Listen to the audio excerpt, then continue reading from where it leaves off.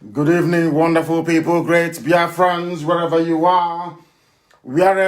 are domiciled, wherever you are living, wherever you are residing. We welcome you to another explosive expose, another live presentation from this very location, going out to the entirety of humanity. We welcome each and every one of you, regardless of where you are, regardless of what you are doing.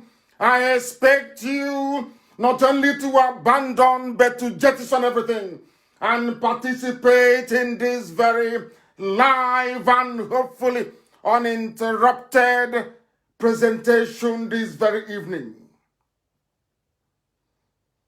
Good morning, good afternoon, good evening, and good night to some of you. This is the only radio station emanating, run, owned, operated by Africans, listened to across the entire 24 time zones on this very planet we call Earth. And as I welcome you, I will not hesitate to encourage you to welcome those who are around you.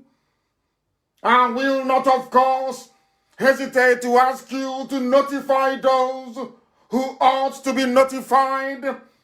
I will ask you to ask those who may be suffering from some measure of intellectual delinquency, those who have been mistutored by the very non-existent, or should I say, horrible educational system in the damnable zoological republic.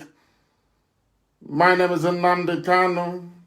Today's date is the 26th of April in the year of our Most High Elohim 2020. The time now is 6 minutes past 7 p.m. in the land of Biafra. That is how you know we are live. That is how you know we are direct. That is how we know that we are bringing you this very gospel ordained from heaven. This very gospel that will lead us into life.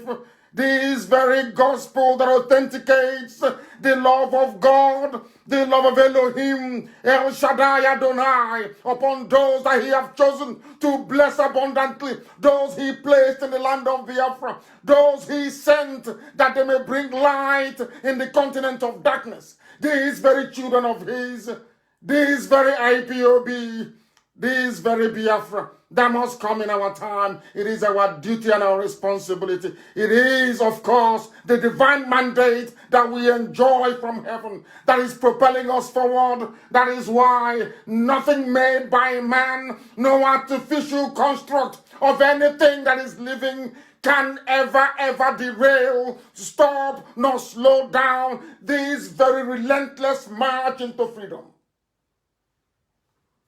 We are unstoppable. And as you are live on air, all the criminals in Asorok, they have now taken refuge. They are running, they are panicking, they are quaking, they are frightened as the criminals that they are, because they know the whole world is listening. Today we continue our expose as long as those band of criminals remain where they are. As long as they continue to precipitate a calamity of unimaginable proportions on the helpless masses and civilians, I will be on air. The whole world will listen and we shall render them asunder. That's why we are here. I am Nnamdi Kanu. I am the leader of the Indigenous people of Biafra. I am the director of Radio Biafra. I am the director of Biafra Television. And by the grace of the Most High Elohim, a servant of the wonderful people of Biafra,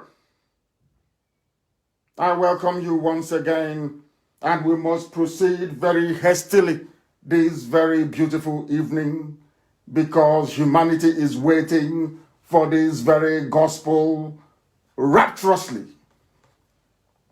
We are going to take a slight detour from our normal routine. We are going to pray against this very pandemic, this very coronavirus. People are dying in large numbers in Kanu. We must also pray for them. We must pray for those who are dying in Kanu. We must pray that Chukwokikabiama may have mercy upon them. They have families, they have brothers, they have sisters. They feel pain as well. We must pray for them. It is not their fault that they found themselves located in a damnable zoological republic. It is not their fault that they have been cursed with the band of leaders that they have. It is not their fault that there is no medication. It is not their fault that they do not have access to hospitals. It is not their fault that they are suffering and they are dying in their own ignorance.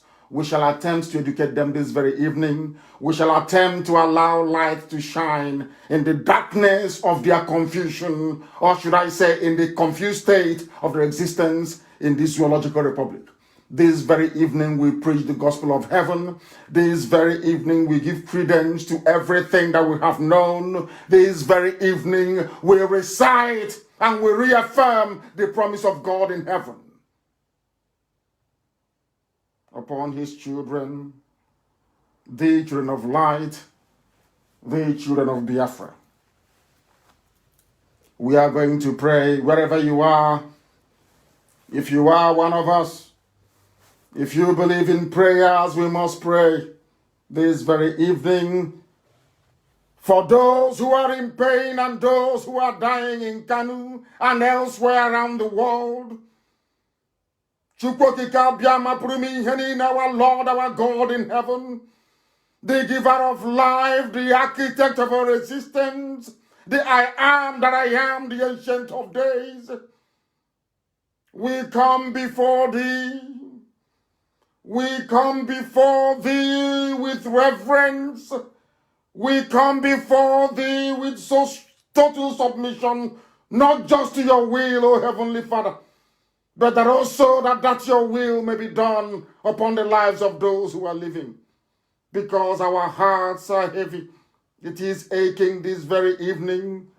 People in Kanu are dying in their large numbers, not through any fault of theirs, but due to the incompetence of people who do not know how to run a country, due to the criminal nature of those that have banded themselves together, that they may deplete and impoverish the masses. Oh, Heavenly Father, have mercy upon them. Everybody who is suffering, everybody who is in pain, we pray for this very pestilence to stop. We ask you to please lift this very burden of anger of yours upon humankind. Almighty Elohim, we know that everything is in your sovereign control. We ask that you keep this new coronavirus from continuing to spread. We ask you to stop it from contaminating your land in Biafra. Give those who are in positions of authority in Biafra land, give them the common sense, give them the ability to safely handle this very pandemic that is ravaging the whole world. Make it, oh Heavenly Father, that we may decide in our hearts and in our minds to stay at home instead of traveling or going out needlessly. We ask you also that you provide food as you provided for your children when they left Egypt. For manna fell from heaven. So we do ask you, O Heavenly Father, we know that manna will not fall from heaven, quite literally, but we know that only you is God and you will provide for those who are starving and those who are hungry. Touch the hearts and the minds of those who can, those that claim that they are millionaires, those that claim that they are billionaires. that they may put their hands in their pocket and be able to feed the multitude. We ask upon the Elohim to always remind us all the time to do even the very mundane things like washing our hands properly. And whilst it may be heartbreaking, please comfort the families of those who are in Kanu who are dying today. Those who are suffering and dying due to the greed and stupidity of those who are in power. For we want them. For you gave me a message to give to them. And I said to them, don't allow the Chinese to come in. But they ignored it. They said he's a Biafran. How can he have the interest of everybody at heart? But you gave me a message and I gave it to them. They ignored it and today people are dying. They are dying because those who run the zoological republic, that very country that you did not create, that very creation of man, they did not listen. Oh, Heavenly Father, you are our refuge and our strength. You are an ever-present help in times of trouble. There is trouble now. Please have mercy upon your children. For although we will not fear, though this very earth may give way and the mountains fall into the heart of the sea, we remain unshakable in our faith, in our belief that you are Elohim, you are the beginning and the very end, and ultimately that your will be done upon our lives. We ask for those who are infected. We pray for those who are working with infected patients. We pray for doctors and we pray for nurses, not just in Biafra land, not just those who are battling in Kanu, but all over this very earth, that your peace and your mercy may be upon them, that in all that we do, every praise and every adoration will belong to your holy name in this very journey, until Biafra comes and beyond we pray. He said, we have come that darkness may flee and light will come. We have come that the truth may prevail. This very evening, there is a slight, should I say, adjustment or proceedings. At the end of this very program, I will be live on Facebook. We are going to take your questions. I will take your questions and I will answer them. Every question you pose, I'm going to answer. You will give us your name. You will tell us where you are writing from or where you're listening from. Then you will write your question and I will answer them. It is our job to educate. It is our job to enlighten. It is our job to preach this very gospel. It is our job to work assiduously hard until Biafra is restored and beyond. This evening, if you don't have your pen and paper, you are wasting your time, quite frankly. If you do not have your pen and paper, I do not see how we can impart any knowledge. If you do not have your pen and paper, I do not believe quite consciously that you are able to assimilate the very complex information we are about to unravel this evening. As the zoo is unraveling, so are we laying bare that which has been hidden for a very long time. What we are fighting is an unseen enemy. I know that all the time President Trump will say that the world is battling an unseen enemy. We are fighting an unseen enemy. You must understand this. Everywhere. The worst enemy to fight is the one that you cannot see. The same way that the naked eye cannot see coronavirus, COVID-19, this very novel pathogen. Because the smaller, or should I say, the more invisible a problem is, the more difficult it is to handle. What we are fighting is an unseen enemy. You cannot see it. But unlike coronavirus, which can even be seen under a microscope, this very pestilence I'm talking about cannot be observed by any instrument made by man. You need to be in the spirit to be able to see it. You need to be wise to see it. You need to be discerning to be able to see it. You need to be informed to see it. You need to be educated to see it. You need to have self-respect to see it. You even need to have self-worth. You must have value for yourself to be able to see it. You need to possess a semblance of dignity for you to be able to see it. Because it is more deadly than all pathogens on this very earth. It is more contagious than coronavirus and 100 times more deadly than the worst disease ever known to man. And this very state I am talking about is ignorance. And it is what people in the zoo called Nigeria and Africa at large are suffering from today. That is the ailment that is killing all of us. And that unseen enemy, Chukwukika Biama, is going to help us defeat it. You must follow very, very carefully this very gospel as I preach it this evening. What we are fighting is not the things that you can see. We are fighting ignorance everywhere across the board. The reason why the zoo is poor, the reason why people are dying in Kanu this very moment, the reason why coronavirus is threatening to become a scourge on Black Africa is because of our years, or should I say, centuries of our unbridled ignorance.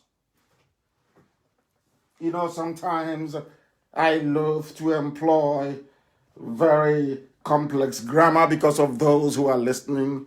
I have also adopted the same style in terms of my writing, that as many people as possible may be able to follow what we are saying, because often at times education is lost upon Africans. We go to school, we come out, and we learn absolutely nothing. This very evening we shall methodically, of course, proceed to cautiously unravel why ignorance is the problem. We must listen very carefully this evening. The people in Kanu who are dying in their numbers, they are in our hearts. We pray for them. They are dying like flies in Kanu. Kanu State, they are dying there. People are dying in their large numbers. Because everything I tell you here is the truth. The whole truth and nothing but the truth. Because we maintain that we are whiter than white and whiter than snow. That is why Elohim in heaven reveal things to us that mere mortals cannot see.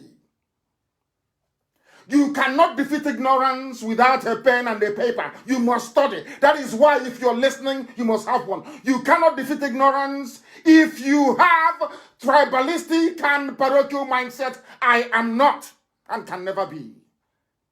What concerns other people does concern me. I have been able to demonstrate that on more than one occasion. You cannot defeat ignorance if you come to lectures on Radio Biafra without your thinking faculties. You must be able to reason. We have come, or should I say, that Chukwukika Biama has determined that we must come. That his light may shine upon his children.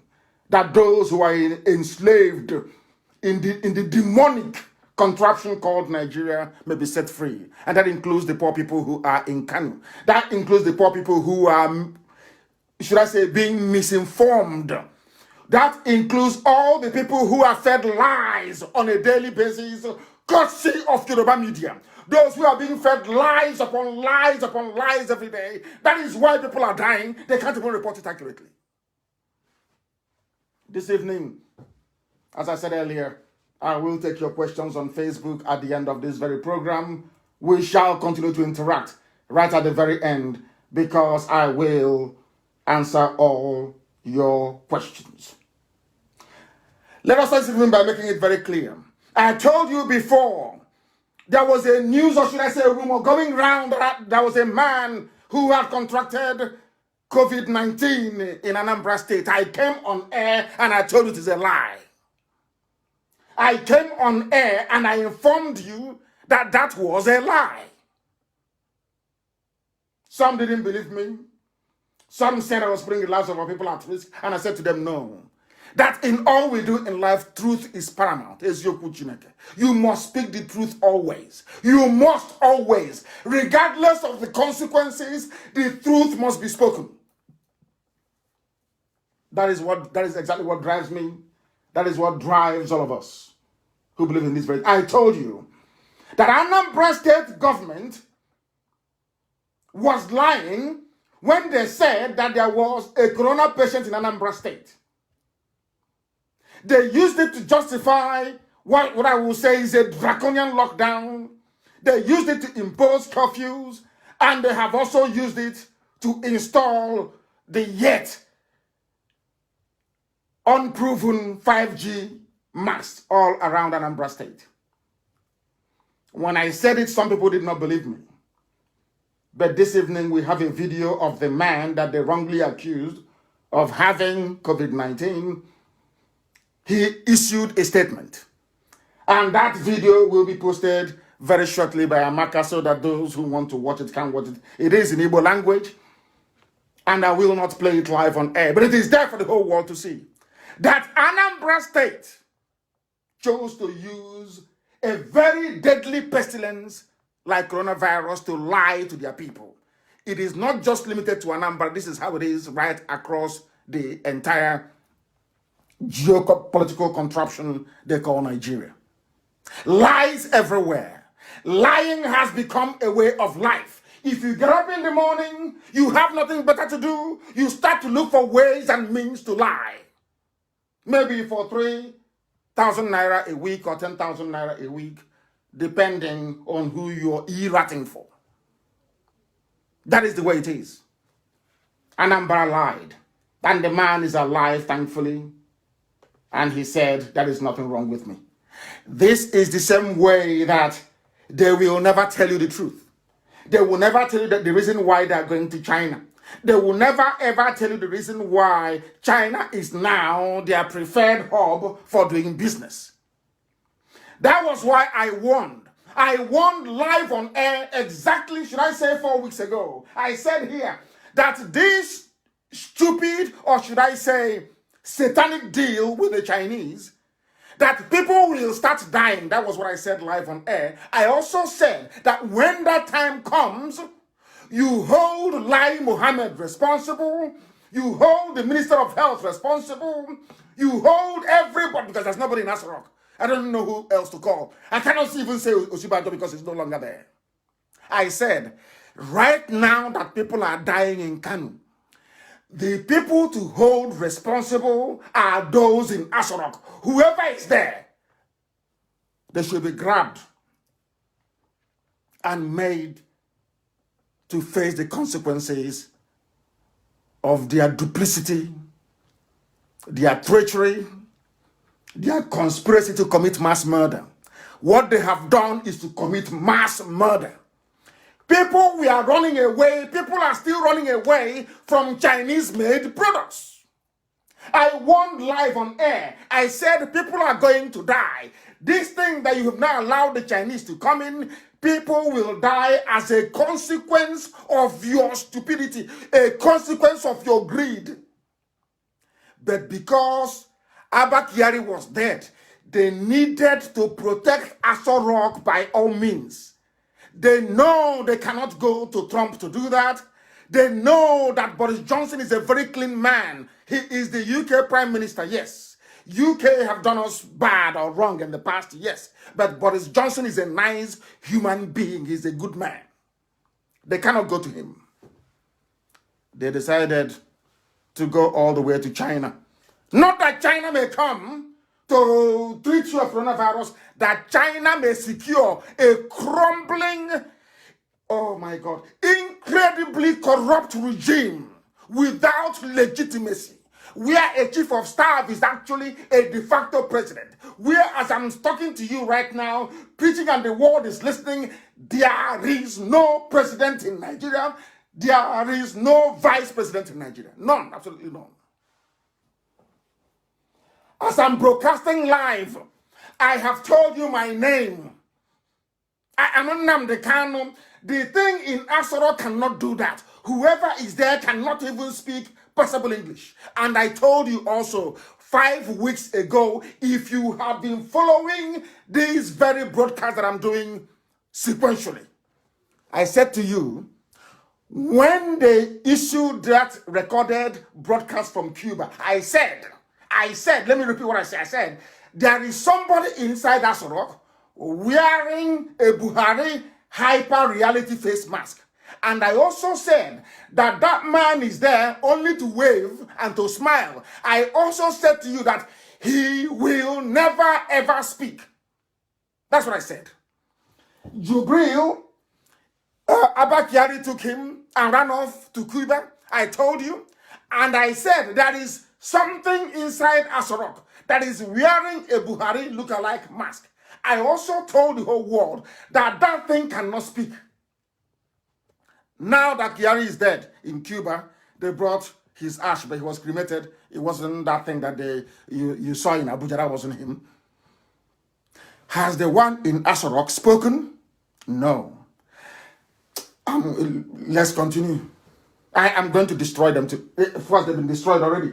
Completely destroyed already. This evening will help them destroy themselves because they are the ones destroying themselves. They are the ones killing themselves. Not us destroy. Of course, Chukwuka Kabiama has done his mathematics on them. They are gone. They are finished. By the end of this coronavirus, if you go inside that rock, it will be empty. Forget all these statements you're hearing. It's being written by their relatives. Everybody, if your relative is sick in Bauchi, you ask him, oh, hey, Ahmed, write statement for me. Tell them it is from the presidency. Ahmed will write. The next day, they'll say, Oluwakemi, write one for me. It's from Femi Adesina. They will write. There is nobody inside Aso Rock. I said nobody. It is empty. It is infected with disease. A disease as poisonous and as evil as they themselves are. Listen carefully, please. These people ran to China because China is the only place you can receive kickbacks. All those companies that you're seeing are owned by the Chinese government, not individuals, but by the Chinese state. But the one in Abuja that brought in the scientists to come and experiment with people in Kanu, and those that Dave Umahi is working with in Ebonyi, all Chinese state-owned companies. Because if you go to Europe, if you go to America, and you give a company a bribe, and American government, becomes aware of it later on, the CEO will go to prison. They passed a law saying you cannot go to Africa and be bribing them, taking kickbacks, and of course, festering corruption. This is how civilized, conscientious countries behave. I'm not saying they're good. I'm just telling you how they behave. At least they enacted a law.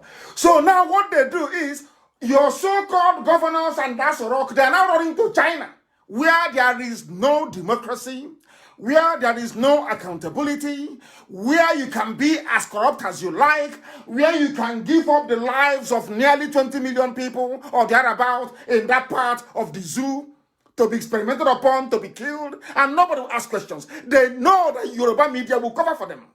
I hope you're following. They know that Yoruba media will never ever report the truth. And some of you do not have light. You don't have money to buy data. Some of you don't have access to Radio Biafra FM relay stations or the area that we cover. They deliberately kept you in darkness. The reason why the people, Fulani cabal that rule the zoo, keep you in darkness all the time is that you will not be able to reason. That is why your schools have failed. That is why you have no electricity. That is why you have no good roads. They have imposed a mental state of impoverishment. So every day you'll be struggling to survive. Because it is when you're well fed that you can start to practice philosophy.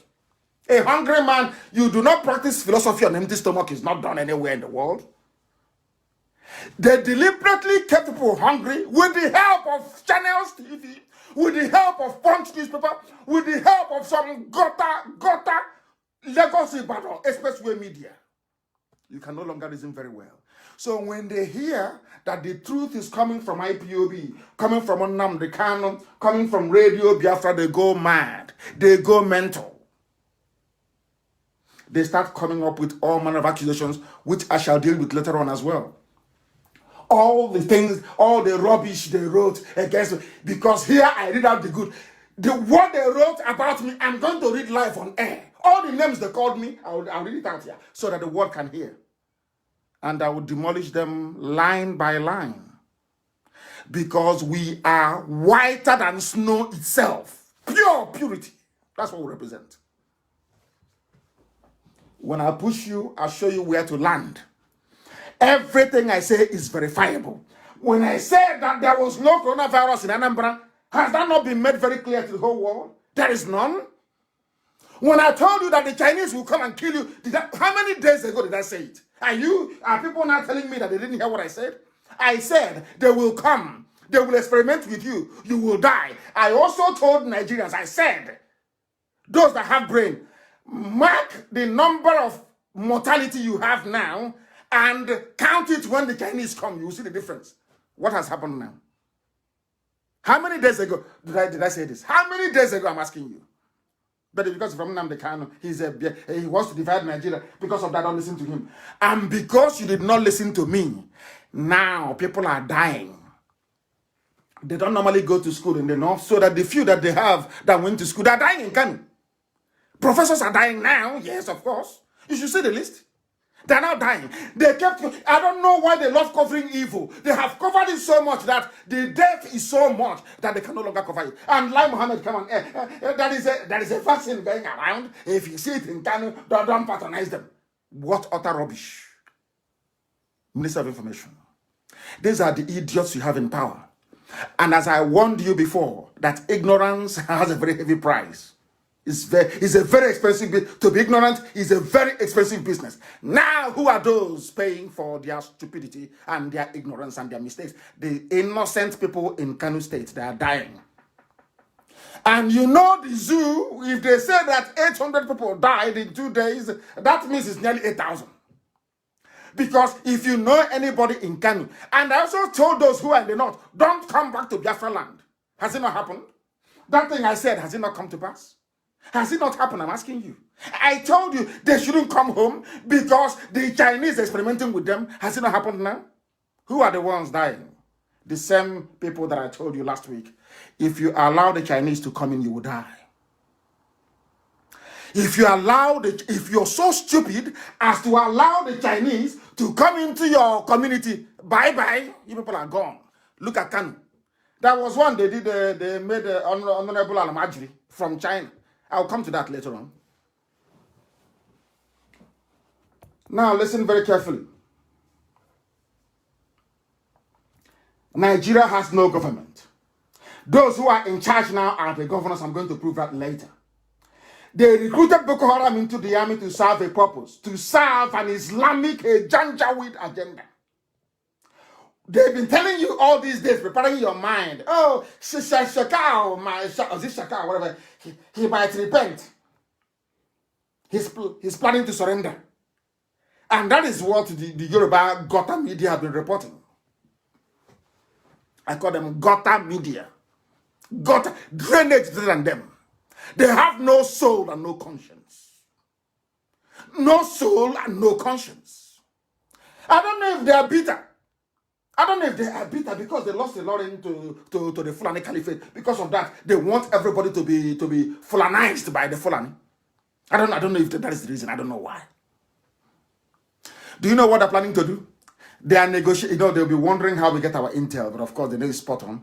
The Buratai, he has now fled to Niger Republic. That's why he is. That's why you cannot see him on video. You can never see him on video. Never again. You can't see him. He asked the Army High Command in Nigeria to offer Shekau everything and give Shekau the caliphate he's looking for with the headquarters in Maiduguri. Listen carefully to this. And then join with the Nigerian army so two of them can march down to the south. That's the deal. They are now negotiating with Shekau. The day will happen. I will tell you, I told you so. So, in order to condition the mind of their Nigerians. Instead of telling, we are getting feelers. Shekau is about to surrender. Does that sound real to you? They are making it possible for you. They are using Channels TV. They are using Punch newspaper. They are using all this gota compromised media to massage your anger, soothe them away. So that when they tell you now that Shekau has a caliphate of his own in the Northeast, nobody will complain. That's what they're doing. It's called kite flying, to test you to see how you receive the information, how you receive the message. That's what they're doing. And they say he's about to surrender. They have nowhere to hide. The zoo, nowhere to hide. I have all the information. Everything inside us a rock. They have taken Osibanjo away, thinking that I get my information from him. They are insane. I have all the information, everything at the palm of my hands. Anything they do, any meeting they hold, any deliberation they have, anywhere they discuss it, we have it. It's sometimes that we choose not to disclose some of them. Listen very carefully this evening to what we are preaching. They want Boko Haram to join them in the invasion of the South. And when they come to the South, Yoruba will not be spared. What I'm saying this evening is that Yoruba, there are good, decent Yoruba people. Decent, good people. Honorable men and women in Yoruba land. If you don't hold your journalists, if you don't hold them, if you don't ask your journalists, I am asking Paayo Adebanjo this evening to ask Yoruba journalists to try to be as objective as possible, because Yoruba land will also be conquered in what is about to happen. As I'm saying it now, as I'll tell you, look at the time, please. Time is to 8, isn't it? Almost, should we say, 19 to 8, or thereabout. Write it down on a piece of paper. So when it happens, I will tell you, remember, as I'm telling you now about Anambra and also about the Chinese. You know, when I say these things, it doesn't sound proper, it doesn't sound real until it happens. Yoruba land will be taken. That is why they're all in your forests. And the people aiding and abetting this Janjaweed expansionism are the men and women of Yoruba extraction working in the Nigerian media. They are the problem.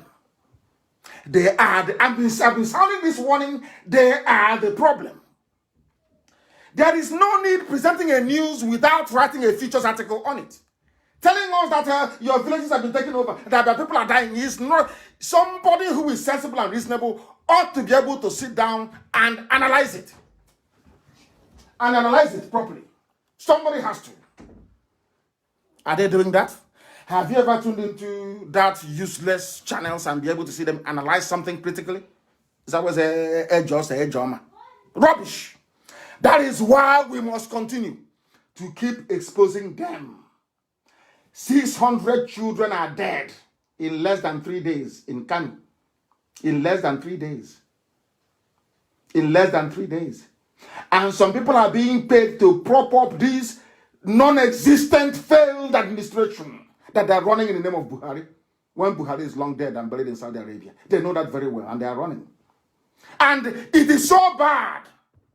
The lies, they have become so emboldened by their own lies that they come out openly to perpetrate falsehood and deception. I will get to the burial of the one that said is Abba Kyari. Abba Kyari was not buried in Abuja. Where they took his ash to, only heaven knows. But that is the man that they claim people are sending condolence messages from all over the world. I don't know who they shot. I don't know if it's Osibajo that they buried in Abuja, and I have no idea. A grave that cannot take a fetus out of the stomach. It cannot. That's what they dug for a man that is big. And as they were unloading the casket or whatever they used to bring him, you can see blood stains. Look at the way they threw the corpse on the ground. Look at the deception. Because over the years, they've been lying and lying and lying and lying. They now see all of you as stupid people. They can do anything and get away with it. I'm telling you. They can bring Mame water and put Mame water in Asarok and say this is Buhari. You all will agree. Oh, yeah. He's Baba, he's Boo-Boo. You will agree. Because they have useless you. They have useless you to the point whereby you can no longer reason. The only place where you can reason is on this very platform. No other one. No other one will tell you the truth and damn the consequences. Only here on Radio Biafra.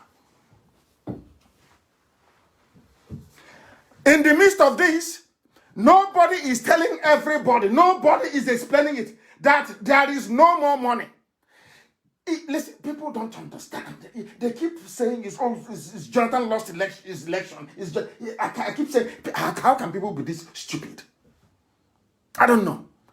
I keep asking them, when Buhari was there in 1983, his first coming as a dictator, he ruined the economy within a space of 6 weeks. This man knows nothing. This man is fake.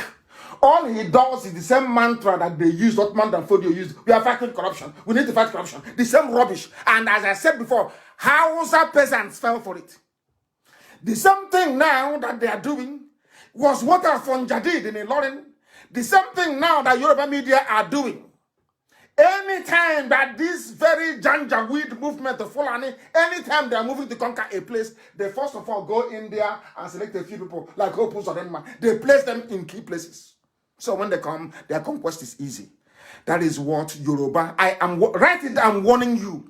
If you don't call your children to account, if you don't recall what they are doing, if you don't bring them back and advise them, you'll be sunk.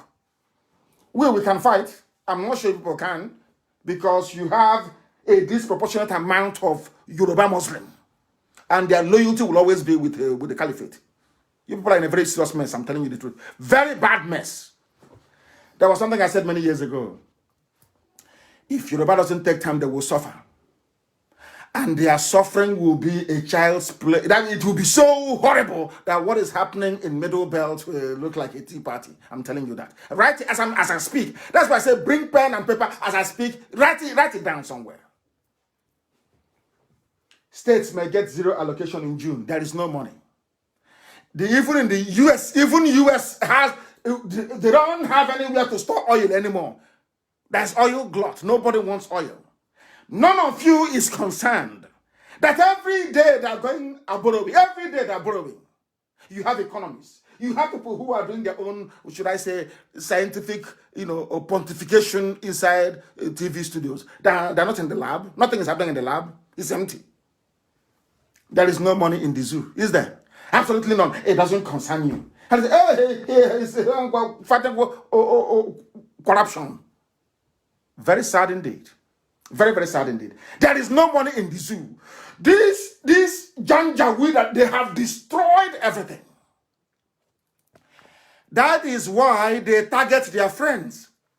That is why, as long as they keep Britain happy, they bribe some people in the State Department in the USA. Most of them are corrupt, of course. I say it loud and clear, live on air. If you like, you sue me. When I go to court, I'll destroy you with evidence. I have them. They now run to China. All they do is settlement.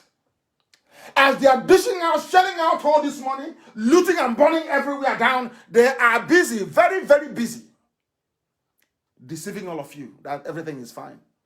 There is no money in Nigeria anymore. I said there is none. There is no money. If you think coronavirus is bad, wait until after corona, you will see. But anyway, by then they would all have run away from Asorok. There'll be nobody left there anymore. These are the things that are happening that some of you are not aware of. But we know, and that is why we tell you on a day, go and ask your governor, is there any money coming? The answer is no. There are places where they are owing people for 3 years' salary. And such a person will come out and say, I'm a Nigerian. Unbelievable. 3 years, no payment of salary. This is Nigeria. There are some idiots coming, this is our Nigeria. This is our one Nigeria. We will find servants, find civil servants. Rubbish.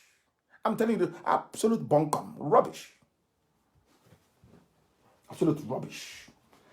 The last one, the new lie now is that thing that they have inside us with the Buhari face mask.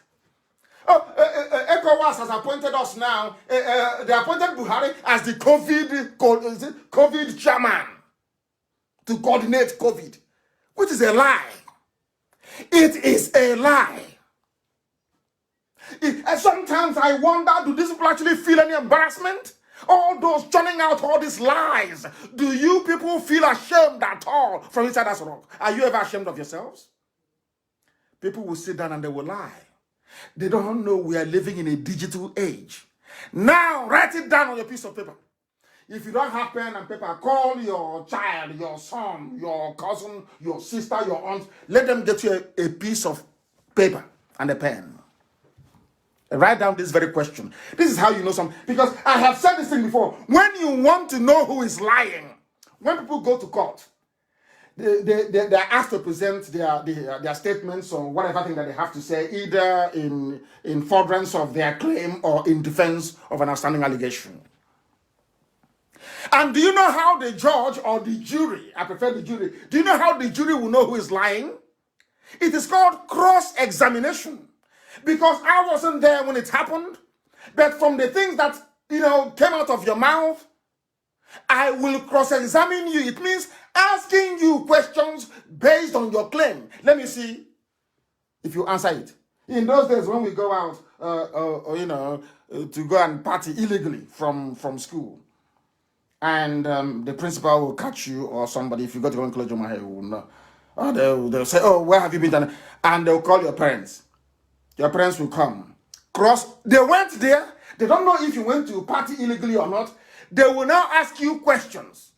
Okay, who was in the dormitory at 10 p.m.? When was the lights out? What did you have for dinner in school? What happened? If you can't answer, then they'll know you're lying. That's how this life works. But some people, I don't know, they have been so deluded, so messed up that they don't know what a lie is anymore. Therefore, take your pen down. They claim that Buhari was appointed the COVID chairman at ECOWAS. In other words, ECOWAS is 15 states. So we now believe that 15 people sat around the table and said, yes, we agree that Buhari of Nigeria should be our champion. Is that correct? Now, ask Asorok to release the video clip where they agreed that anybody called Buhari should be the champion of COVID in ECOWAS. Simple question.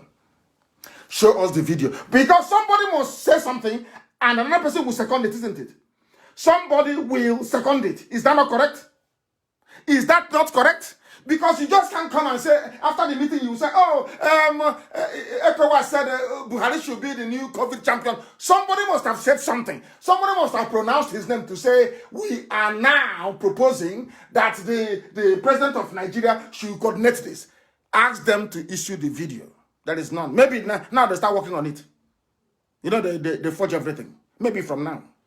Now, ask them again. Ask whoever issued all those useless Photoshop pictures. Ask them again. If Buhari was at the meeting, how come Ghana and every other country have released their own video of that meeting? How come you have not released your own? Where is yours?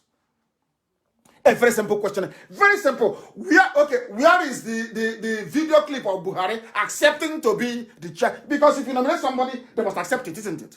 So where is the video clip of Buhari accepting and saying, okay, I will be the chairman of, or I will coordinate ECOWAS response? There is none. That's how you know they're lying. Forget all these things that the Irats are doing. They're paying, times are very hard. They're paying them money, paying them 10K every week, 3K every week. They will say anything. These are black people. It was a black person that traveled to China to go and bring the Chinese to be killing people in Kanu.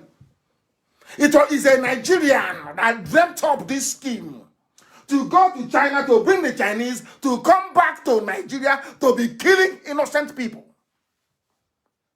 When the people have brains so they can use them. Other countries are saying no to Chinese products, no to face masks. They are sending fake kits all over the world. People are saying no. You read all these things, and somebody who is so clever, perhaps a PhD holder in heaven knows what, wrote a memo and said the best thing for us to do is to bring the Chinese in. And I came on air and I warned you. You didn't listen. Today people are dying left, right, and center. It is to be lying. Buhari appointed ECOWAS coordinator. What coordinator? I saw. They don't know that I have access to ECOWAS. I have seen the final communique. I've seen it. where this same Asorok, they say they don't have money. They are going to UN to borrow money. They are going to World Bank to borrow. They are going to African Development Bank, ADB. They are going to IMF to borrow money. What are they doing with it? Bribing their fellow heads of government to insert something. Oh, please, can you say that he's the coordinator? The word coordinator was not used. It was highlighted in bold. Champion. Somebody that they can learn from.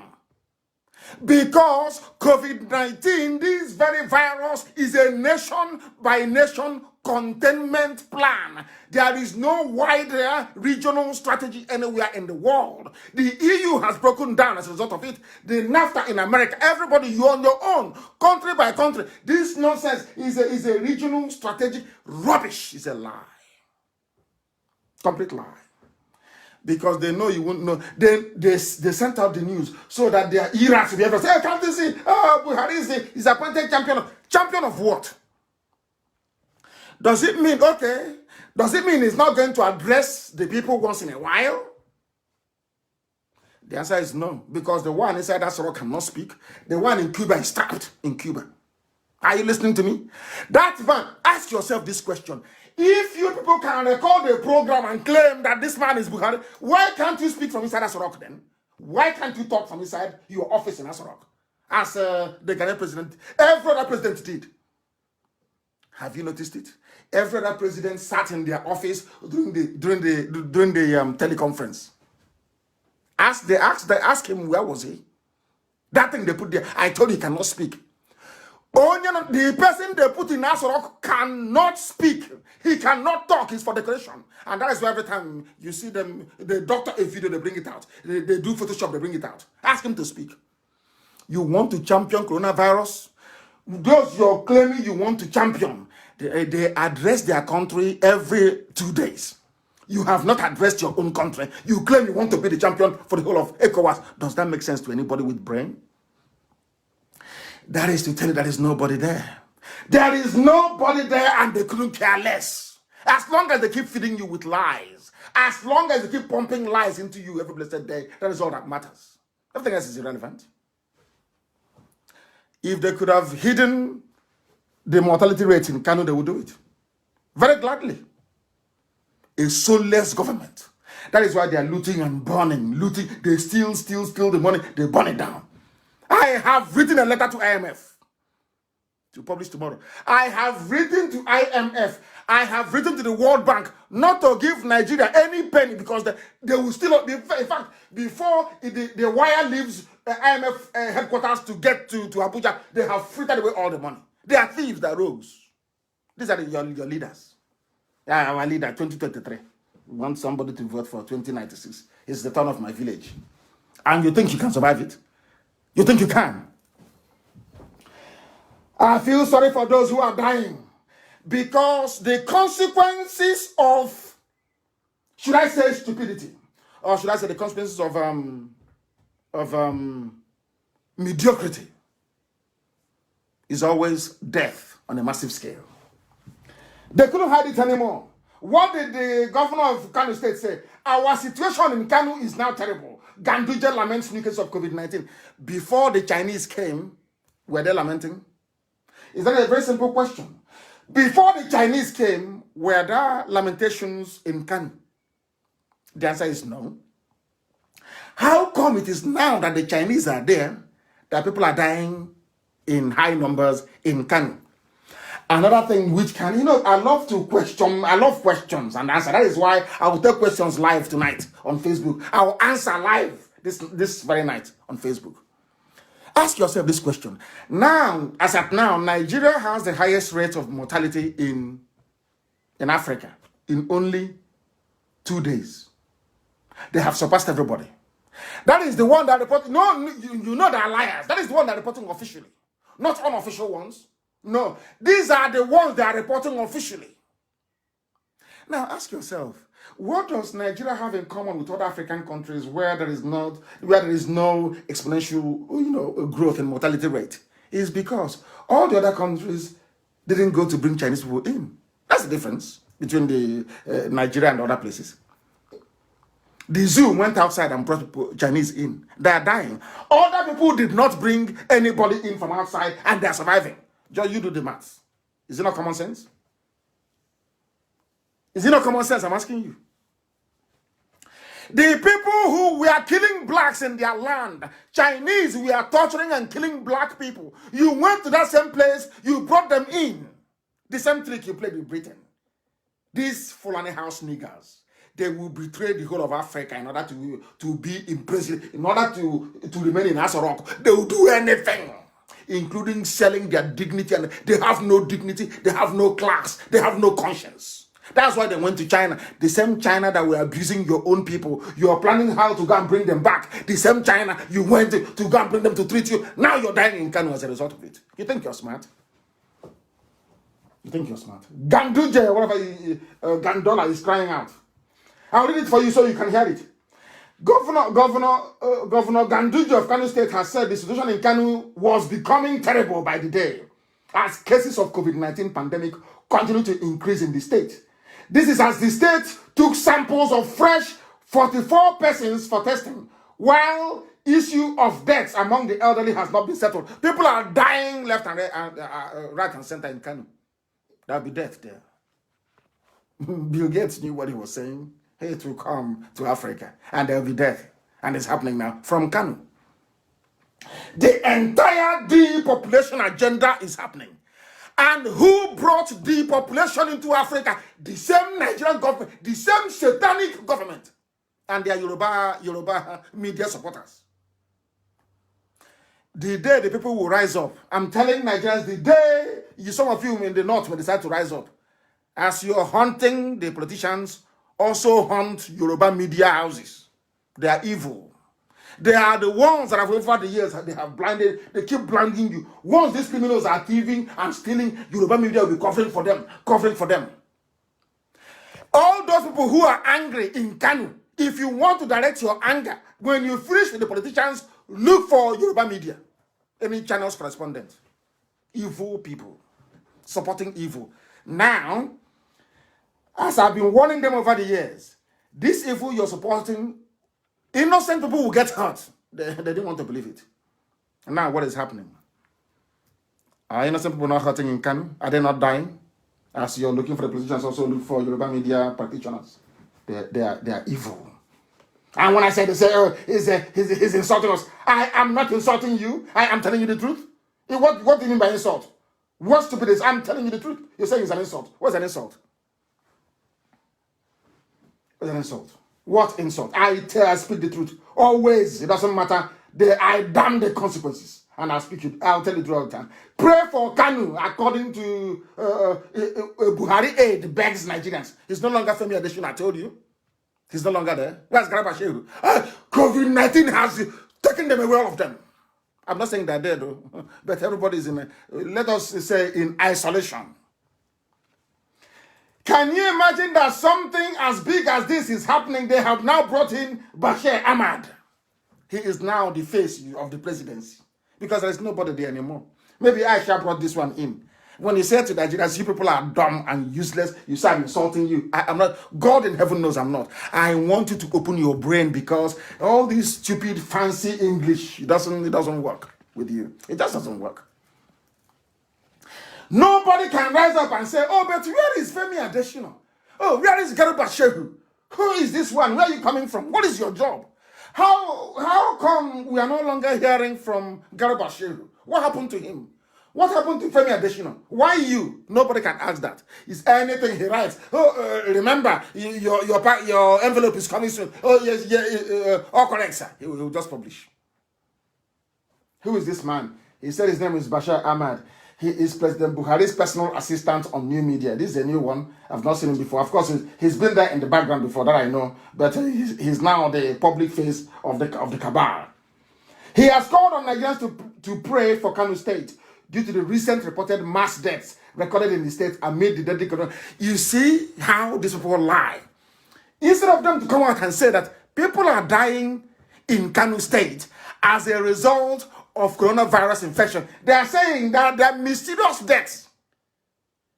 Do you see Yoruba media? There are mysterious... Oh dear. There are mysterious deaths. Mist is a mystery. Do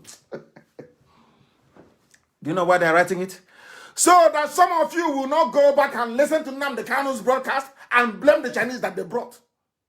I said no to the Chinese. I told you, you will die. If they come, you're going to die. Today you're dying in Kanu. And now it's time for prayer. It's prayer time. You know, at least after praying for those in Kanu, one of your Pentecostal pastors will tell you to at least bring your tithes with you, so that this prayer, so that Jesus Christ will receive these prayers on behalf of the dead people. Everybody is just, that is because they are criminals and scammers. That is why when they see you speaking to them, oh, you're a scammer. Now the kind is, as I said, I'll deal with that later on. You're a scammer. Because they are thieves. So they think everybody is like them. When they see money, their body will be vibrating. They think everybody is the way they are. They have taken money. They have published rubbish. They have deceived you. Now, Kanu State is paying for it. And everybody is there. Everybody is there. Every tribe, every ethnicity is in Kanu as well. The way they are in Lagos.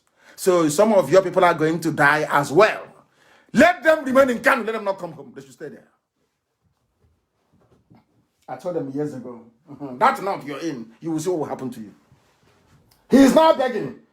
It has been reported where some had corona symptoms, which are yet to be, like, just imagine this rubbish. Some has corona symptoms. There are speculation of meningitis. Can you believe such rubbish?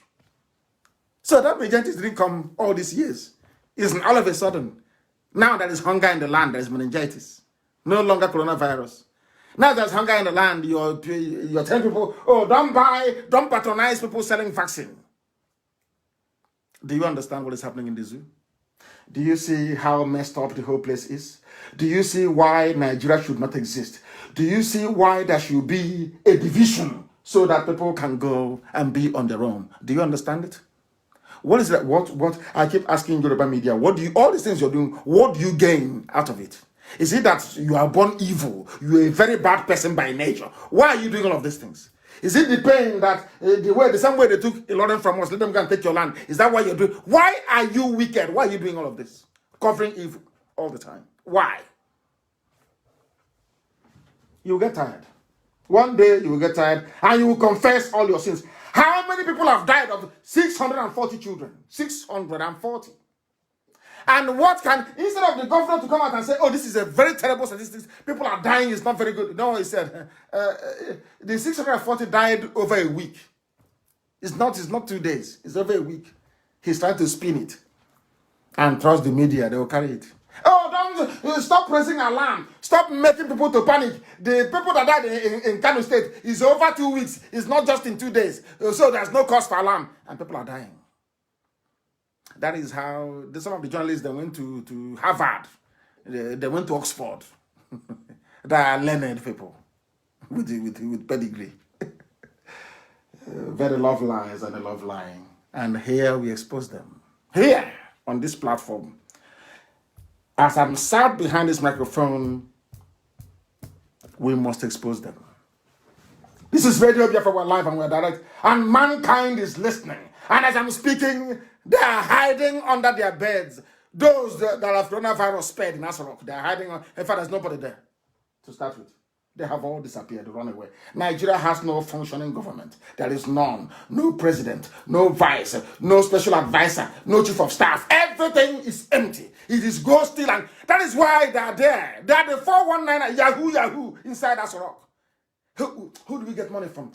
Let's go to IMF. They've been to IMF before. They rebuffed them. You know what they said to IMF? We want to fight COVID-19. Which COVID-19 are you fighting? All the money that you have you finished spending it? They have shared all of it. And once the money comes in, they say, oh, we are reviving the feeding program for Almajiri. The same Almajiri they drove away from Kano, they will tell you they are now reviving their feeding program. All their money will be gone. Now they start looking for, maybe they'll go to Liechtenstein to go and beg for money. There is no shame. How can a human being, a man, a grown-up man, you are moving about, you have no shame. There is no shame. None whatsoever. You keep lying and deceiving yourselves. Here we do not lie. And we can't deceive ourselves. Why would people die? I warned you that China will come and you will die. Didn't I say that to you? Has it not happened? People who don't listen, because why should it be Nnamdi Kanu? Why is he not a Yoruba man? He should be a Yoruba man telling us this. Then we write about it. Just imagine. That's how terrible they are. People complained, even the Canadian government. 1 million masks we bought from China is unfit for health workers. If you wear it and go into the ICU unit, you will contract coronavirus. It's there for warning signs. China wants to spread this disease all over the whole world. When I say it, some people get angry, but it's the truth. And Canadian government said no. The Canadian government said on Friday that 1 million KN95 masks imported from China did not meet its strict standards and so could not be distributed to frontline health workers amid coronavirus pandemic. White people who are educated, white people who are advanced, they are struggling with coronavirus. Look at Kanu State. I think Kanu can cope. I'm asking you, do you think Ganduje can cope?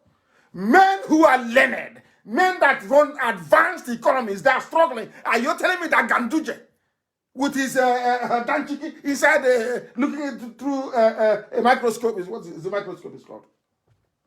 Touching the culture plate with his hands. Is that the one that will take care of people in Kanu? And now the government is moving to the governors because there is nobody at the center anymore. Anybody can do whatever they like now. And that is why Ebonyi State is in a lockdown. It's been taken over by Chinese. And that is why if you come outside, they will flog you. There will be anything they like now they can now do. Governors are now kings. They can do whatever they like. That is why they have access to the Commissioner of Police and have access to the nearest army barracks. The reason why they put army barracks in every major town in and around the zoo called Nigeria is for a time like this. All the governor needs to do is to ring the nearest brigade commander. They bring to start shooting innocent people. Now you understand it? That you are not practicing democracy. And when I used to say to you that what you have is not democracy, you didn't believe me, did you? You never believed me. Very, very sad indeed. Extremely sad. Extremely sad. People are dying. And amongst those who are dying, which is very, very sad, people are dying in places like Bichi, in Dambata, in Gabasawa, in Wudil, in Kiru. People are dying everywhere. Who are the people who are dying? Unbelievable. These are professors, government officials. So they all had meningitis. Do you see Yoruba media? So all these people all of a sudden had meningitis at the same time. Hey, lies. I don't know what they're doing with lies. I don't know what they benefit from lying. Is it because they are black? I don't know why we love lies. Lie all the time. Why? They said it's meningitis. Are you telling me that all these people, they got meningitis, government workers, professors, prominent residents? Unbelievable. Unbelievable. Hey, their names are Ibrahim Ayagi, Ali Umar Diko, Abdullahi Lawal, Musa Ahmed Tijani. The maybe that is from Kwara State. Adamu Dal, Nasiru Maikano Bichi, Musa Umar Gwaruzo, Dahiru Rabiu. All these are look at the businessmen that are dead. Salisu Lado, Nene Uma, Garba Sareki Fage, Shamsi and Mustafa, Nasiru Maikano Bichi, Rabiu Dambata, Kabiru Ibrahim Bayero, and the mother of a businessman, Ado Gwanja. People are dying from meningitis. That's Nigerian media. Because anytime you're sick, if you say you're sick, people, even doctors from far and wide can say, oh, we have a solution. We can help. Look at the zoo, Nigeria. It's like North Korea. If people are sick and you're hiding it, how can you survive? Boris Johnson was sick. He announced it himself. I am sick. Help came from everywhere. Today, the man is better. What is wrong with you people? What is wrong with your brain? Why can't you reason? I keep every time I ask you, why can't you reason very well? Asarok is empty. Are you telling me that the old Buhari, the dictator, will be alive and his Kanu, that is his stronghold? People are dying in Kanu and he will not issue a statement? Buhari, you can accuse him of anything when he was alive. Anything at all. But the old Buhari we know will stand up and tell the government officials what to do. And some of us are still deceiving ourselves. saying, oh, the worst thing he ever did is to say that he's not Buhari. He's that thing there, Buhari. Let him come back and talk. Because you know that once you accept it, that zoo is gone. The world will say, oh, Nnamdi Kanu has been right all along. That's all they're afraid of. The problem we are having in Kanu right now, all these prominent people are dying because the Fulani Caliphate, they hate their fellow Africans. Write it down. They hate their fellow Africans, and I'll tell you why. You know that they are descended from a mongrel race, a mixture of Arabs and people from Senegal centuries ago. That's how they came about. The same way they bootlicked for Britain, the same way they were begging Britain. Look at all of them. They used to tie turban on British officers' head to convince them, to mesmerize them. Today is to the Chinese. Amaka, please publish those photos of the Chinese man receiving turban in Kanu. That's how the man came to kill them. The funniest thing is that the Chinese man came to kill all of them. And they are busy tying turban on his head, pink turban on his head. Now what is happening? Are people not dying? Are they not dying? They run to China. They see China as the up and coming world power. Let's run to China so they can help us defeat Biafra. Let's run to China so Fulani can maintain power in Nigeria. Let's run to China so we can hold the Yorubas down. Because as I said to my Yoruba brethren, this game of trickery, you're playing game of trickery. You will suffer it. Abiola played the same game and suffered it. I will play the same game and he suffered it. You will suffer it. It's better you repent now. Repent now. They have a white man. Not white man, yellow.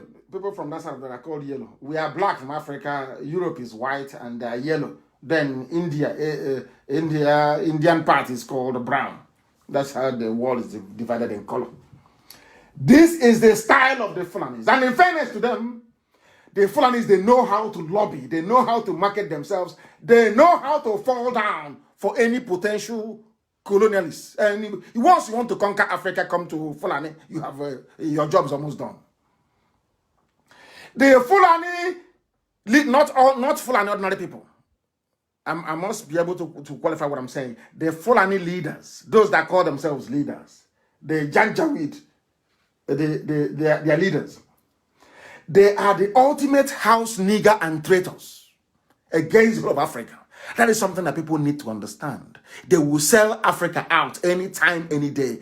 They did it with the British. When in 1957, the British, Anthony Nahoro moved a motion for Nigeria to be independent, it was the Fulani that said no. That the British man, the white man should continue to rule them until they are safe. And because of that, the British love them so much. Hey, this house pussycat, this house pet I can keep. He is very good. They saw the Yorubas and the Igbos as troublemakers. The South were troublemakers. The North were a good, obedient servant. That was why they gave them everything. And then after they finished giving them everything, they said, don't worry, we'll help you secure the South as well. And the friend asked them how. He said, don't worry, divide and rule. They came down, they started dividing us up. Hey, you are now South, you are now Niger Delta area. You are Cross River State. You are River State. You're not, no, you're not, although you're from Ebema or Haji, but you're no longer part of the Igbo family. You are now Niger Delta. And they handed over the whole document and keys to Fulani. Said, Fulani, I now give you Nigeria. Do with it as you please. And that's what they've been doing till today. Now, because Boris Johnson is a good man, I will not tolerate their rubbish anymore. They now run to China, the new up-and-coming superpower. So China can help them secure everywhere, help them to subjugate everybody. That is where there are killings, nobody's talking. Yoruba land is under siege as we speak. But nobody's talking. How can you talk? Who are you to talk? That is what they are doing. They come, they sell you out. Today they have now, they have sold so many things that today they even sold their own children to the Chinese for mass experimentation. They are being asked to oversee COVID-19 response. They sold their children. They sold their children to the Chinese for experiment. Now people are dying in Kanu. That is the idiot you make ECOWAS coordinator for COVID. Somebody you cannot see. He's a ghost. Nobody can see. That creature there, nobody can see him. The one with the hole in the neck is in Cuba. They have another one there. Shame. Shame on them with their hypocritical nationalism. That is what I say it is. Hypocritical nationalism. The same hypocrisy of the North that led Tafawa Balewa to say, since 1914, the British government has been trying to make Nigeria into one country, but the Nigerian people themselves are historically different in their backgrounds, in their religious beliefs and customs, and do not show themselves any sign of willingness to unite. Nigerian unity is only a British intention for the country. Sir Abubakar Tafawa Balewa, 1948. The Fulani never believed in one Nigeria. They never did. This is the creme de la creme of Fulani elitism. This is the finest of the finest. This man is learned. In all honesty, I'm being honest with you. You see Tafawa Balewa, he was well read. A very intelligent man, lettered man. Very, very intelligent. Himself and Ahmadu Bello. Very, very intelligent. Highly intelligent people. I'm asking you, this is what they said. They never believed in one Nigeria. When you see an idiot from what's it called, Guzo, writing on Facebook, one Nigeria, because they are the ones benefiting from it. They never believed in it. These are the words of Tafawa Balewa. Go and Google it. Since 1914, the British have been struggling to put. Even the Fulani said that Nigeria is not one. For them today, Nigeria is one because they want oil. Nigeria is one because they want unrestricted access to the sea. They want the seaports, or at least Lagos, so they can be getting goods and properties. Have you forgotten when Yoruba floated Amotekun? You know what they did? When Yoruba floated Amotekun, you know what Fulani did? Fulani said that we are now going to open Warri Seaport, Calabar Seaport, Igbo, they call it Port Harcourt. We're going to open Port Harcourt Seaport, and we're considering One as well. Immediately, Amotekun died. Because the Yoruba leaders then wanted to keep Lagos as the only seaport they have. So the one idiot can come on TV and say, the economy of Nigeria is in Lagos and going to under. These are the people you want me to be in one Nigeria with? People that their economic, their sense of reasoning is informed by hatred. Informed by a level of parochialism that no human being can even fathom. It's unbelievable. Amotekun, have you been hearing about Amotekun anymore? No. Why have you not been hearing about Amotekun? Because the Yorubas were threatened with seaports all around the east. Because of that, they collapsed Amotekun. It's gone. You won't hear about it again. It's gone. Forget all the media rubbish. You will never hear Amotekun again. It's over. It's gone. This is the country you want me to belong to. I think that a lot of people are drunk. They are insane. Because that is why we do what. That's why we preach the truth always. Always. The country is not supposed to be. That was what Tafawa Balewa said. There was no due consultation before joining people together. That was what the British did. We have absolutely nothing in common, Tafawa Balewa. Why should things work? Why should things work? When, in actual fact, everywhere is a mess. The people never wanted to. For it wasn't Nnamdi Kanu running around doing his Pan-Africanism, his warped Pan-Africanism. That's what happened. And that is the mess we're still suffering till today, till this very day. And that is what we are seeking and working very, very hard to reverse it. They are now raising alarm. Doctors raise alarm over increasing COVID-19 cases in Kanu and in the northern states. It is over. I am telling you, it is over. Do you know why it's over? Because this virus operates where the immune system is low. What makes immune system to be low is hunger and poverty. And all this while they've been locking people up in their homes. I'm even shocked that people have survived up until now. Now their body is prime for COVID-19 to go in and do its work. That is why many people will die. I warned you. There are two diseases engineered, two viruses engineered in modern times. One is HIV, another one is this very COVID-19. Because the human body is very, very resilient. The human body has been able to fight off every virus since humanity started existing. You know what these criminals did in their labs in Europe and in Asia? They went in to try to bypass that. What does HIV do? It attacks the immune system first. It attacks the immune system first so that ordinary cold can kill you. It doesn't kill you on its own. HIV doesn't kill on its own. It never does. What HIV is just like you fighting with somebody because your body's immune system is the defense you have. You're fighting against somebody. And somebody came and tied your hands and your legs. Tied your legs, tied your hands at your back, allowing your enemy to be raining blows on you all the time. How can you survive it? That is what HIV does. HIV is not a disease on its own. It comes into your body. It invades your white blood cells, renders your immune system useless, that ordinary cough can kill you. The same thing that corona is doing. The coronavirus does not actually attack the immune system. What it does, it needs an environment where the immune system is already weak. That is why some people get it, some others don't. Now you understand it, don't you? And when they ask you, tell them you heard it on Radio Biafra. We are live and we are direct. The time now is 25 minutes past 8 p.m. in the land of Biafra.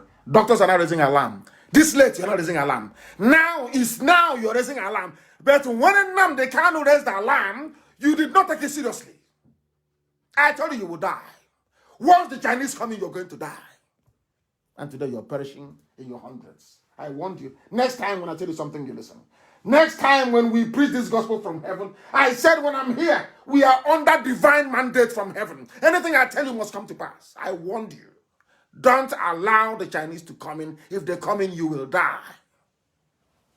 And now you are dying and you're perishing. All you can do is ECOWAS appointed Buhari as the coordinator. Rubbish.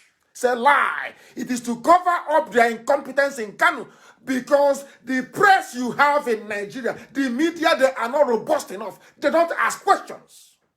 That's why they used this lie of ECOWAS coordinator to convince and to deceive people, to deflect attention away. That is why when I preach this very gospel, Nnamdi Kanu is a scam. He was homeless in London. I'll get to that later. Always seeking to deflect, divert your attention away from the truth. That's what they always do. Now people are dying inside Kanu. People are perishing in Kanu. People are dying out of their incompetence, their greed, and their wickedness. Who is going to pay? Do you know people are suffering? Families are crying. People are bereaved. Do you have every day to lose somebody? People are dying in Kanu right now. People are perishing all over the place because of the incompetence, the greed, and the wickedness of some people.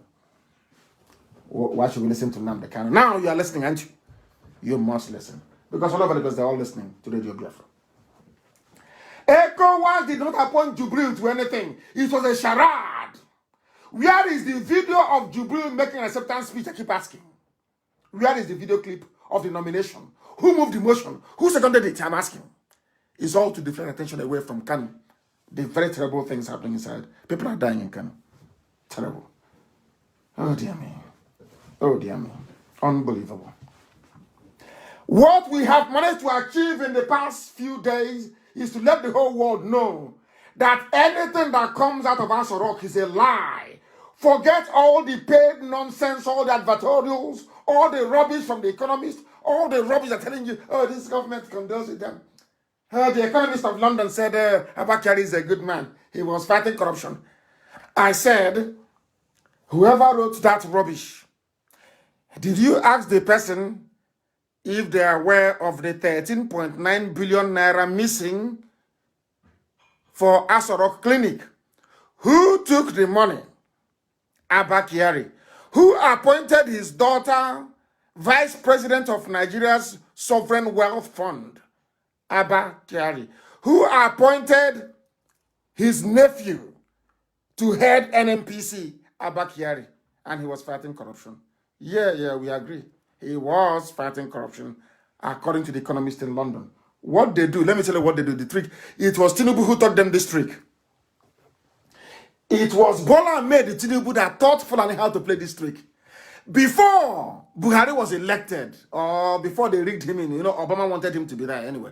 Before they rigged him in 2015, you know what that criminal, Bola Ahmed Tinubu, what he did?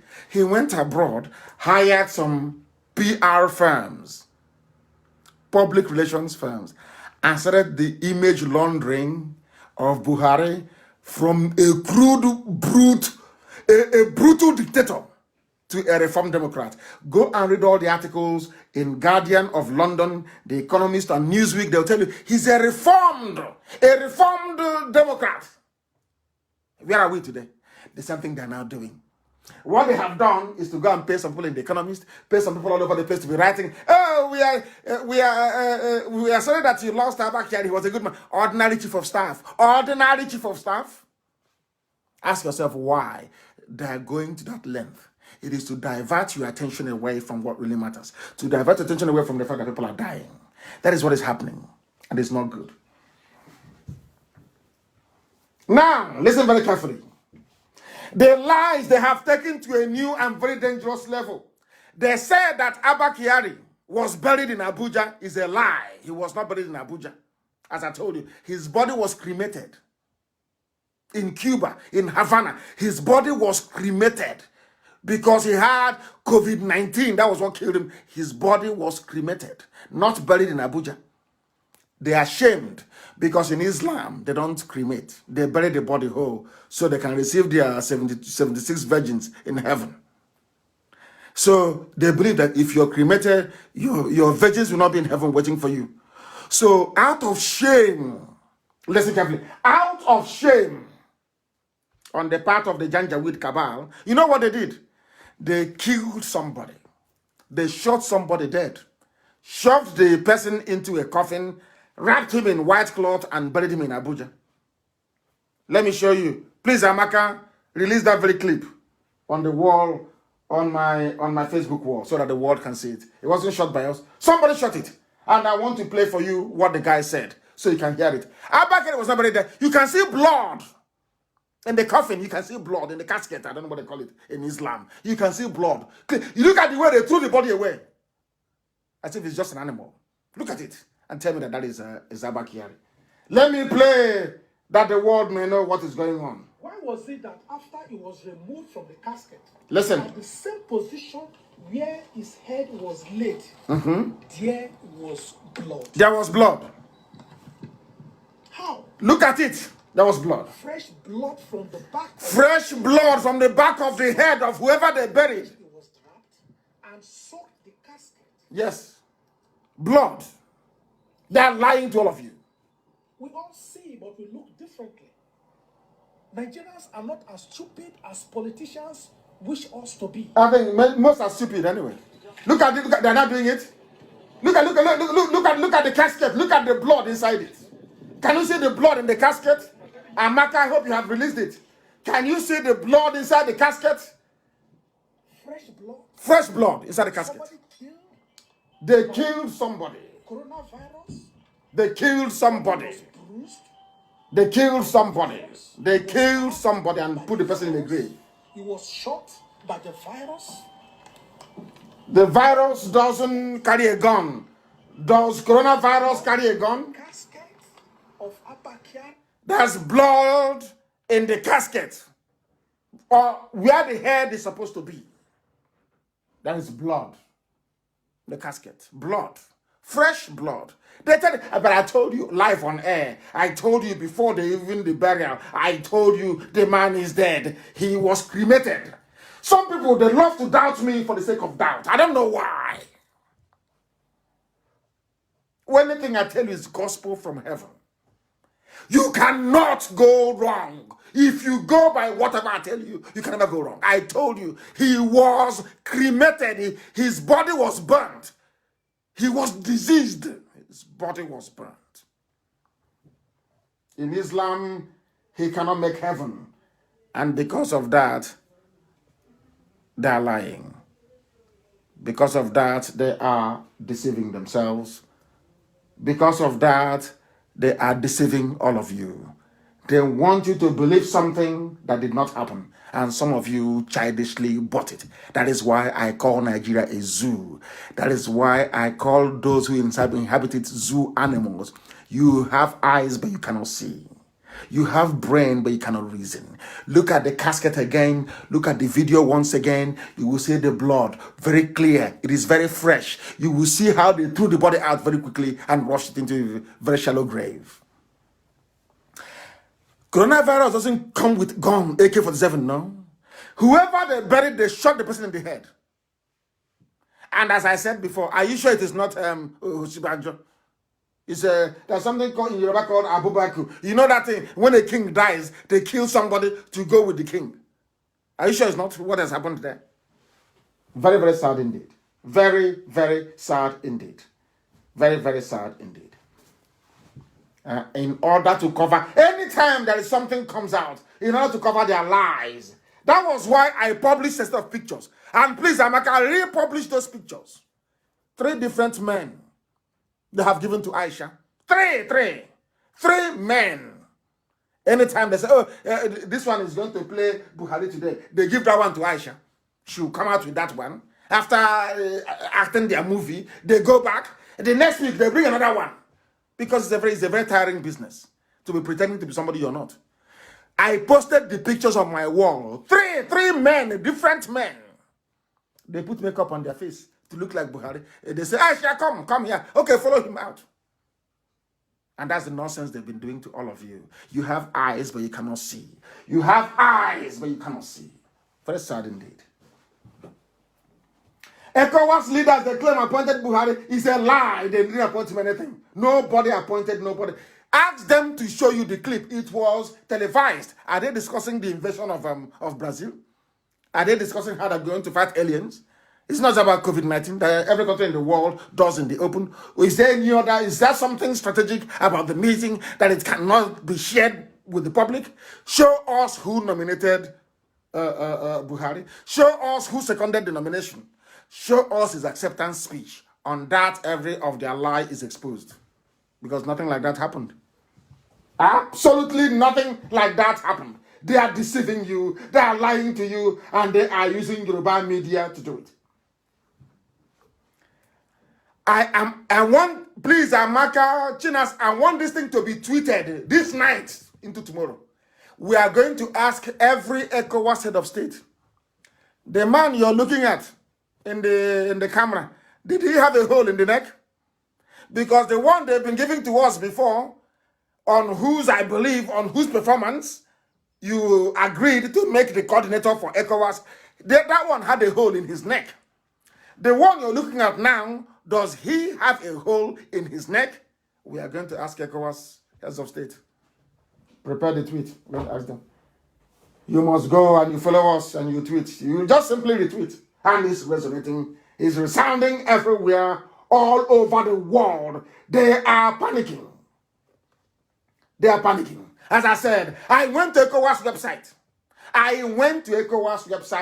And you know what they did in ECOWAS? Once they know we started hitting them, left, right, and center. You know what they did? They pulled documents down. ECOWAS server can no longer be reached.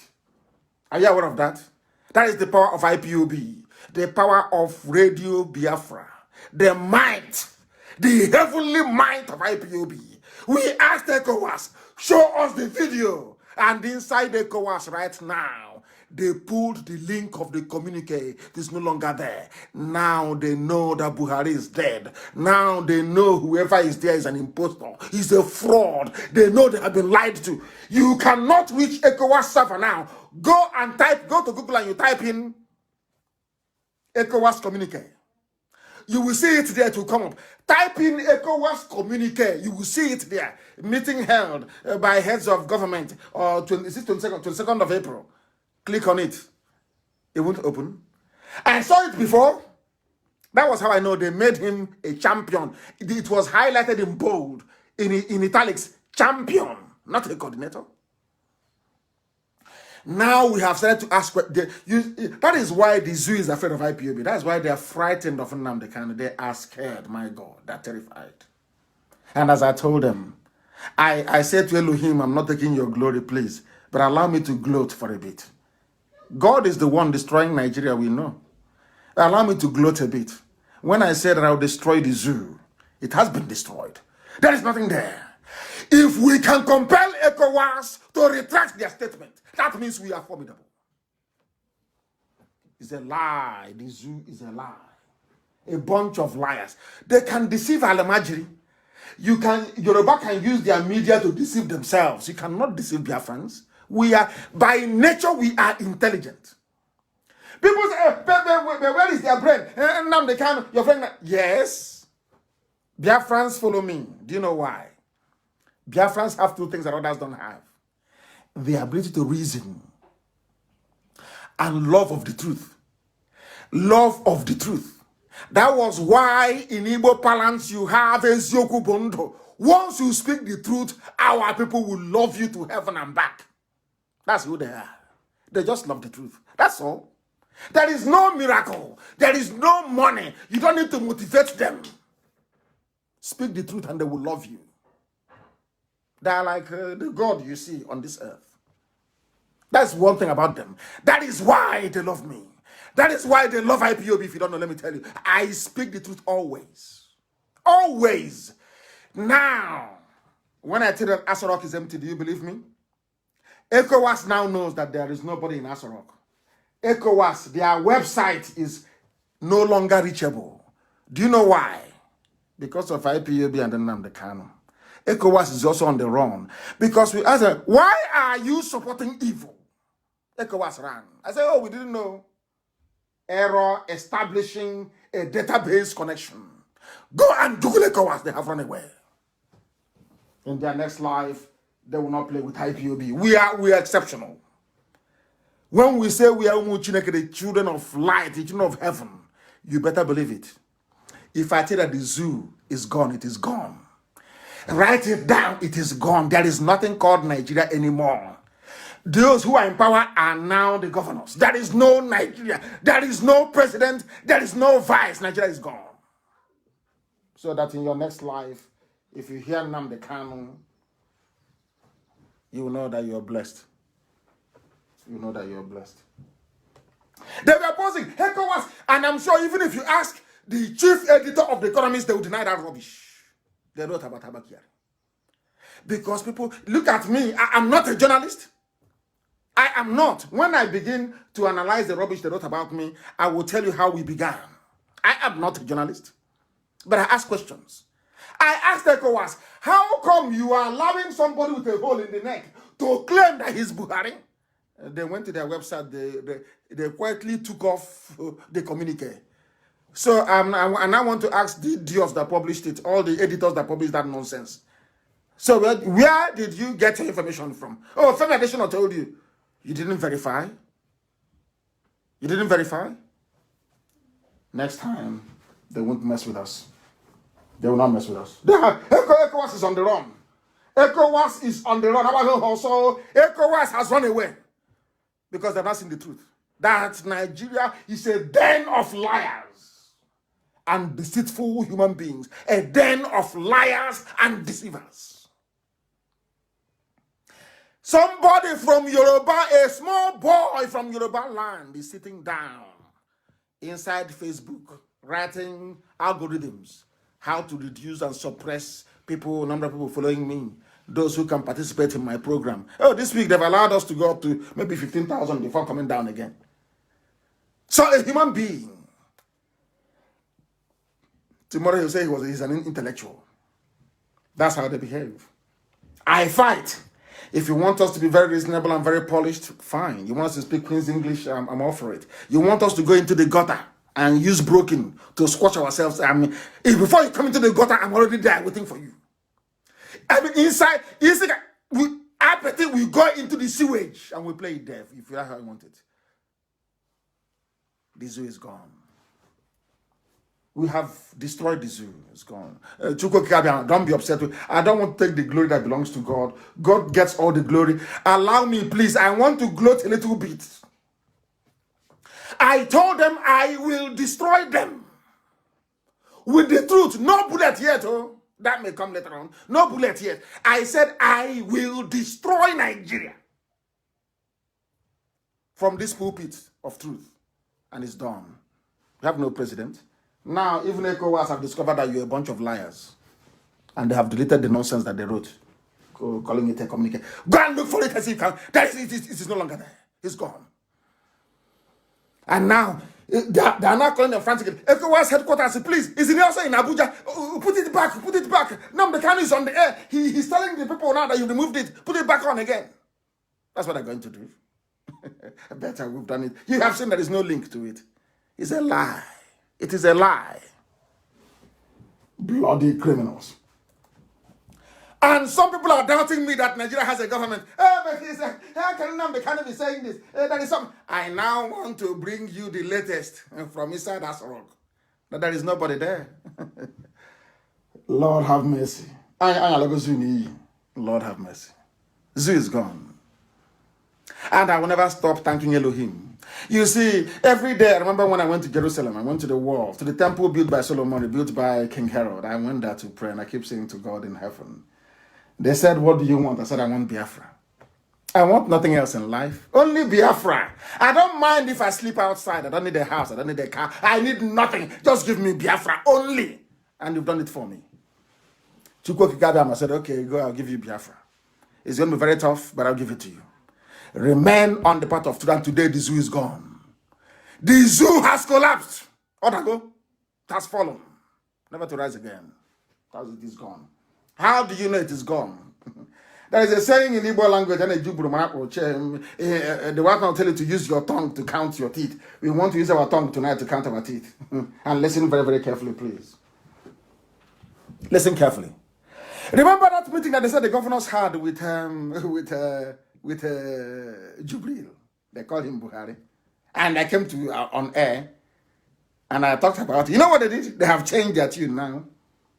They have changed. Hey, they have changed completely. It was no longer Buhari they spoke to. This is the entire governors of the Federation coordinating on COVID-19, how to feed people, how to manage their various emergencies.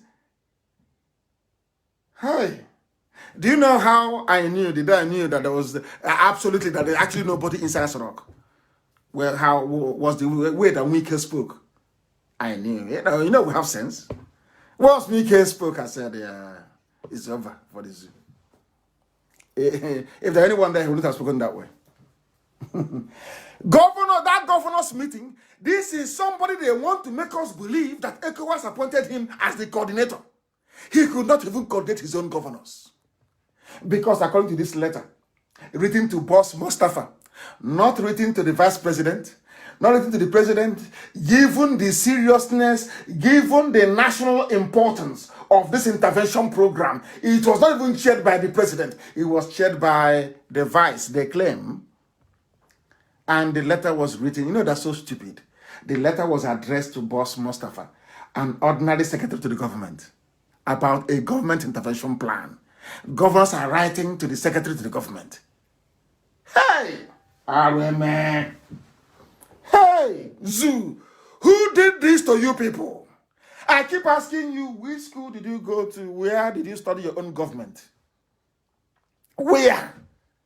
Let me read the letter for you. This is the letter that confirms there's nobody in Asarok. It's just a confirmation letter that there is nobody there. Let us use our teeth our tongue to count our teeth, please. Listen carefully. This letter came from the Nigeria Governors Forum. I don't know if you have it, please circulate it.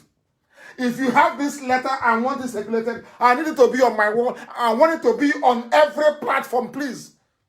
Hey, I want it everywhere. This is the proof, complete proof. There's nobody there. They are marking time. And COVID-19 is not relenting. Most of them are down. I said most of them are down. They will never rise up again. You watch and see. I said to them, give me Biafra. They said no. They locked me up. Give me Biafra. They said no. We will kill you. Give me Biafra. They said, no, you're terrorists. We're going to do all we can to extradite you.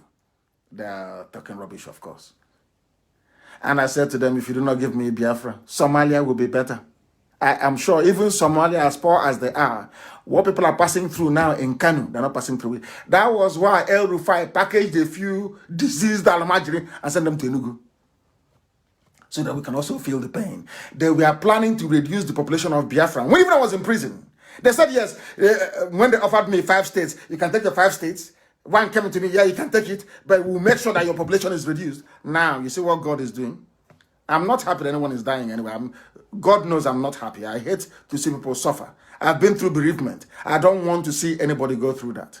But when you plan against Biafra, this Biafra is under God, not under any flesh. That is why we call Chukwukika Biama the supreme of the supreme. We don't go through anybody. We go to God direct and say, we are your children. Let your will be done. And he said, go, and I'll show you my will. And it's not happening. There is no government in the zoo. And they're also dying. There is this letter, Nigeria Governors Forum. The secretary is 51 Lake Chad Crescent, Maitama in Abuja. They are right. Governors of Nigeria is addressing the letter to secretary to the government. You know, people who are not well informed, people who are not well lettered, people who are not of a sound or sane mind will tell you, it doesn't matter, but it's the secretary. I now challenge you to show me any letter in America that operates a similar system where the Governors Forum in America ever wrote to anybody in the White House apart from addressing the President of the United States of America. Show me anywhere in the world that you have states addressing a letter to a president, head of state, a letter of national importance, a letter of national urgency, a letter that should convey the very dire situation of the citizens of that very country, and they're addressing the letter to an ordinary secretary to the government and the chairman, Presidential Task Force on COVID-19. A letter of national importance when heads of state come out every day to let the world know how they are coping. Let's read the letter so you understand what I'm saying. That Asodok is empty. COVID-19 protocol. Nigeria Governors Forum impute on the proposed presidential intervention. Nigerian governors are writing to the president, but there's no president, so they have to send it to Boss Mustafa. The man that I told you a few days ago is the one actually making policy pronouncements. Remember I said it? On when did I broadcast? That was on Wednesday. I said it's on Wednesday. This man should, I don't know that he's even gone further. He is now Abba Kyari's replacement, albeit on interim basis. Let's continue. I'm now reading the letter, please. Listen very carefully. Please refer to the above subject matter and to our teleconference meeting with the Vice President on Wednesday, 22nd of April 2020, that they had a meeting with the Vice President.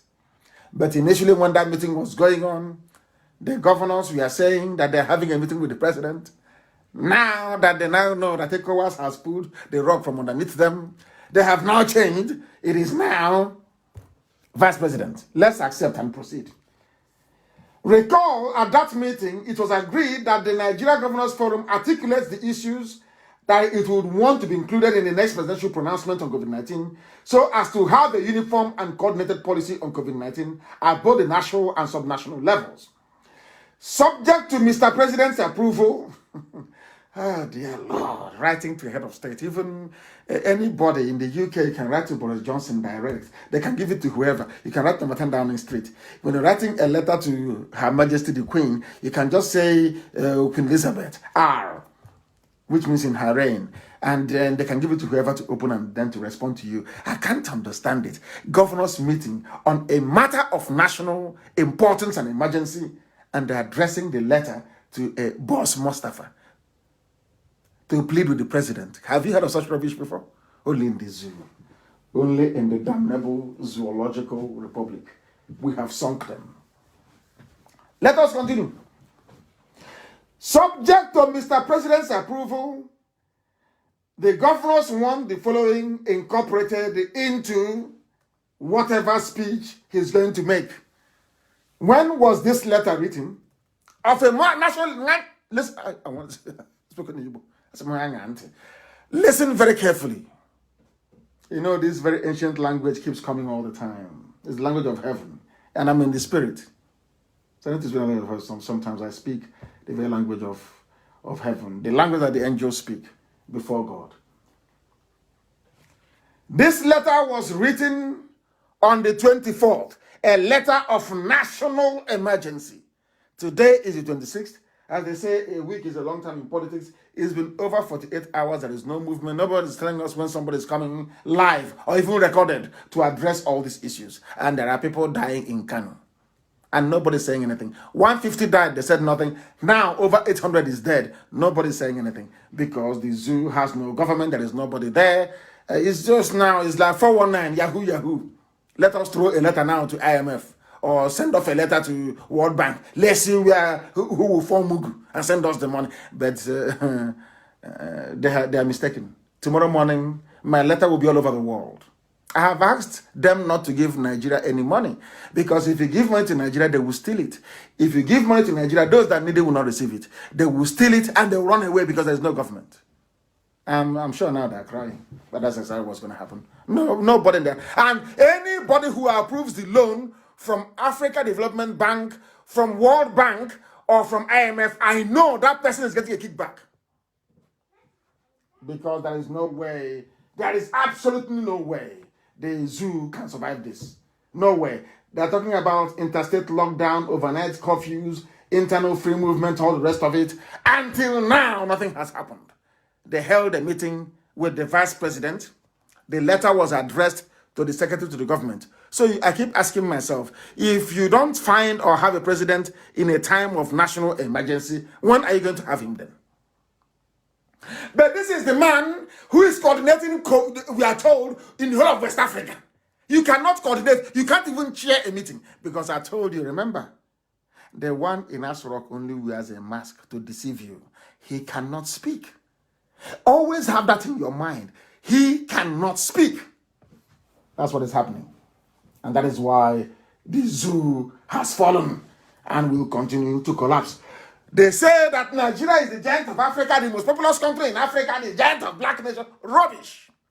Let me tell you what they did not, what zoo papers did not tell you. Do you know that the world had a meeting of heads of state representing regions and countries all over the world? Now, if at all Jubril, that idiots are calling Buhari, if he was appointed as the regional coordinator, why was he not at this meeting? Please, Amaka, publish the photos and the video of that very meeting, shared by the World Health Organization chairman, or president, I don't know what they call him, Gabriels. He shared it. In that very clip, you will see presidents that are recognized in Africa. You will see the Rwandan president, Kagame. You will see the South African president. They were there. But you claim you are the giant of Africa. Giant by mouth. And I need one just make him mouth, giant. They call ordinary Rwanda. Rwanda of yesterday. That is to tell you that anywhere you have Fulani Janjaweed, you can never have progress in life. As long as Fulani is in power. That was what Gideon Oka saw in 1990. Once they are there, there is no progress. Write it down on a piece of paper. And tomorrow they will tell you, oh, we want to, it's our turn. It's our turn again now. We want to retain the power in the north. Look at your life, how miserable it is. In that very Zoom they had, you can see all the heads of state. You can see Kagame, ordinary Rwanda. You can see, because everybody now knows that Buhari is dead and Jubril has run away. He is refusing to come back. They wanted to send him a jet to go and bring him back, and he said he's not coming. I don't know if he's going to seek asylum in Cuba. I don't know. But we are monitoring that very situation. We are monitoring it. The zoo has gone, collapsed, gone completely. Finished. Infinito is gone. Look at world powers holding a meeting. World powers, there is no Nigeria. It's only by mouth. Most populous nation is a black power. Rubbish, you are nothing. You have exposed your stupidity. Only 4 years of Fulani government. It took them only 4 years to destroy everything. And tomorrow, an idiot from Fulani land will say, I want the president of Nigeria. And the Yoruba media will be running around trying to write for them and work for them because people are hungry. Very sad indeed. We must proceed very, very speedily. Very, very speedily. And then to add it again, let me pour gasoline on the fire. Because I want to prove to you, beyond every conceivable doubt, that Aso Rock is empty. I want to play for you a clip by their first lady, Aisha. And we are still using our tongue to count our teeth. Don't forget that. We are still engaging our brain. Don't forget your brain. Don't allow yourself to be distracted by what the E-rats may be saying. Use your brain. We want once again to use our tongue to count our teeth. We are going to listen to Aisha. And after listening to Aisha, you will tell me if there is a president in Nigeria or not. Listen very carefully, please. Listen. As we did not buy votes, we form a government. Yes. The government that have overthrown an incumbent. Yes. For the first time in the history of Nigeria. Yes. Listen. Afterwards, we're expecting to have a teamwork. A teamwork. We had a bit of teamwork, but it wasn't full.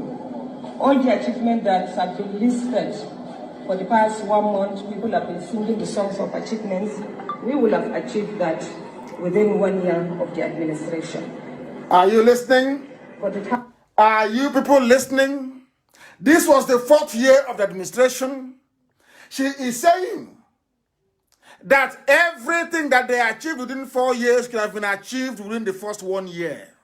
And you're telling me that the husband is alive. You are telling me that the husband is alive. She's saying that there is nobody. They have hijacked Aso Rock. That is what Aisha Buhari is saying from her own mouth, her own words. And some of you still think that we are stupid. You think we are dumb. That hinders a collective teamwork that we have started. Teamwork! A woman in Africa talking about teamwork when her husband is head of state. Who is that woman? Who are you? It's not done anywhere in Africa. Maybe in Europe or elsewhere. A woman talking about teamwork. Her husband's presidency. It is teamwork. Telling Abakari when he was alive and Garabashew that chased her from her quarters in Aso Rock. And some of you are still hopelessly thinking that rubbish there is Buhari. I weep for you. I weep for your ignorance. I weep for your stupidity. A woman in Africa, a Muslim woman, Islam, talking about teamwork when her husband is alive. Are you deranged? They will take you to the back of the house and they will slaughter you like a ram. That is why you see her with different men all the time. Because you people are blind. That is why they can bury somebody that was shot dead and dripping blood and tell you it's Abakari and you believe them. May God have mercy upon your ignorance. Some of you are so useless it's untrue. Oh, God forbid. God forbid.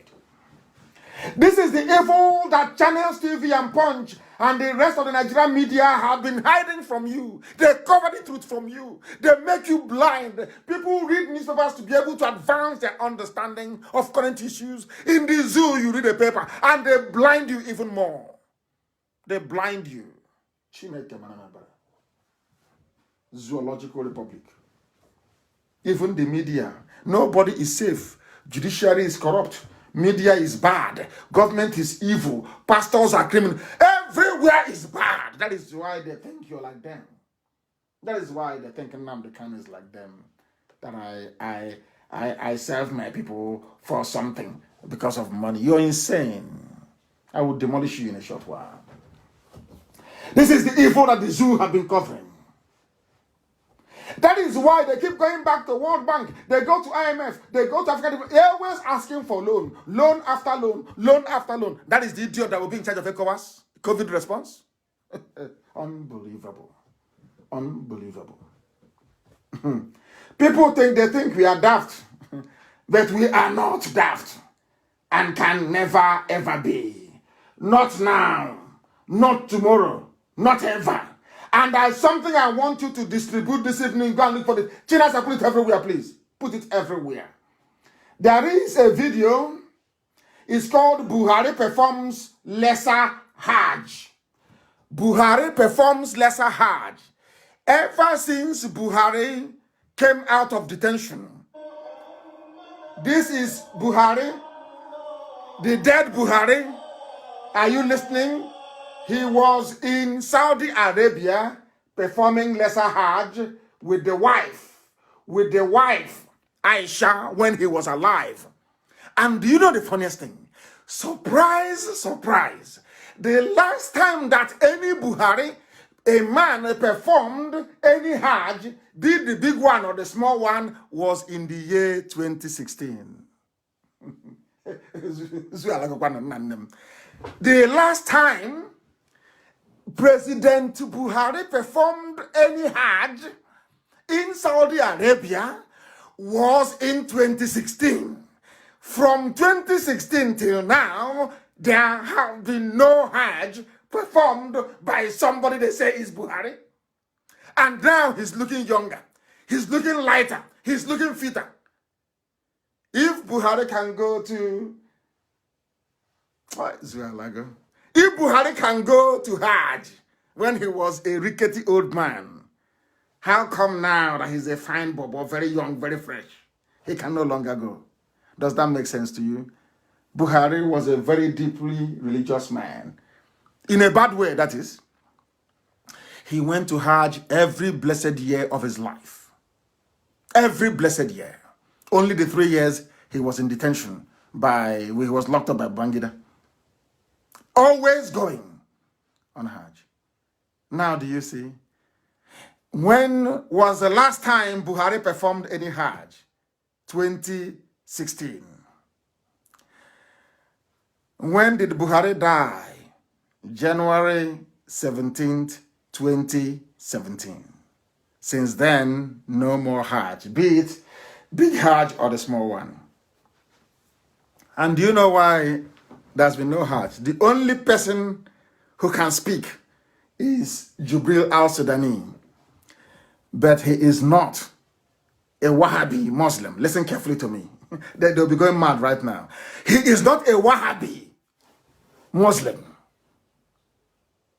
Wahhabi is the strand of Muslim. You know, you have Shia, you have Alawi, you have Wahhabi, you have all these different strands of Islam. The same way you have sects in Christianity. You have Protestant, you have the Catholicism, and you have the same way it is in Islam. They're not one as you think sometimes. Do you know that Jubril is not a Wahhabi? And he doesn't know how to pray the Wahhabi prayers. Now, please, Amaka, look for the picture of anybody that has it. Look for the picture taken in a mosque of Bukola Saraki, the emir of Kanu Sanusi, and the thing that they call Buhari sitting down on the floor, Jubril. You will see the way he was handling the Islamic chaplet. It's not correct. They were looking at him as if he was mad. Look at it very carefully. Oh. Zoo Alagoni. Zoo is gone. Zoo is gone. The zoo is gone. Completely gone. Gone and gone and gone. Zoo is gone. The zoo is gone. I don't know what is wrong. We are trying to get some of our stuff working.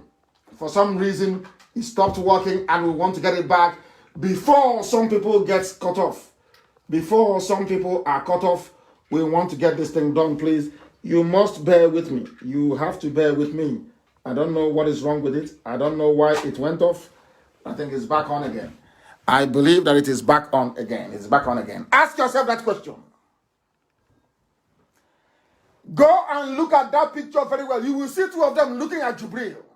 Jubril does, I don't know what they call that Islamic chaplet. I've forgotten the name, what they call it. Islam, they copied Roman Catholicism. Are you aware of that? How many of you actually know that Islam came after Christianity? After Catholics, they came and they copied that. They even, the rosary you used to pray. That bead he used to pray in Roman Catholic, that's something they use in Islam. Because Muhammad copied it verbatim. And so then Angel Gabriel told him, go and check it, you will see it there. The same rosary, you know Islam, let me call it Islamic rosary. Islamic rosary they used to pray. Go and look at how Jubril was handling it. He was not handling it very well. He wasn't. And they were looking at him in horror, in shock, thinking, what is this idiot doing here? To tell you that Buhari is no more. The last Hajj was in 2016. The last year that Buhari, he saw 2017 years. And then I went to court. And I told him what God said I should tell him. And he died. He fell down. I was in court. He was watching a live feed of me appearing in court. God gave me a mission. God spoke to me that I should show him the word of God. That if once he will collapse, he will never get up again. When I told DOS, they didn't believe me. Go and ask anybody in DOS. They drafted the letter. They sent it. I said, God said he must see. The book of Exodus. Once he sees it, he will collapse. He will not get up again. I was in prison. I got a revelation.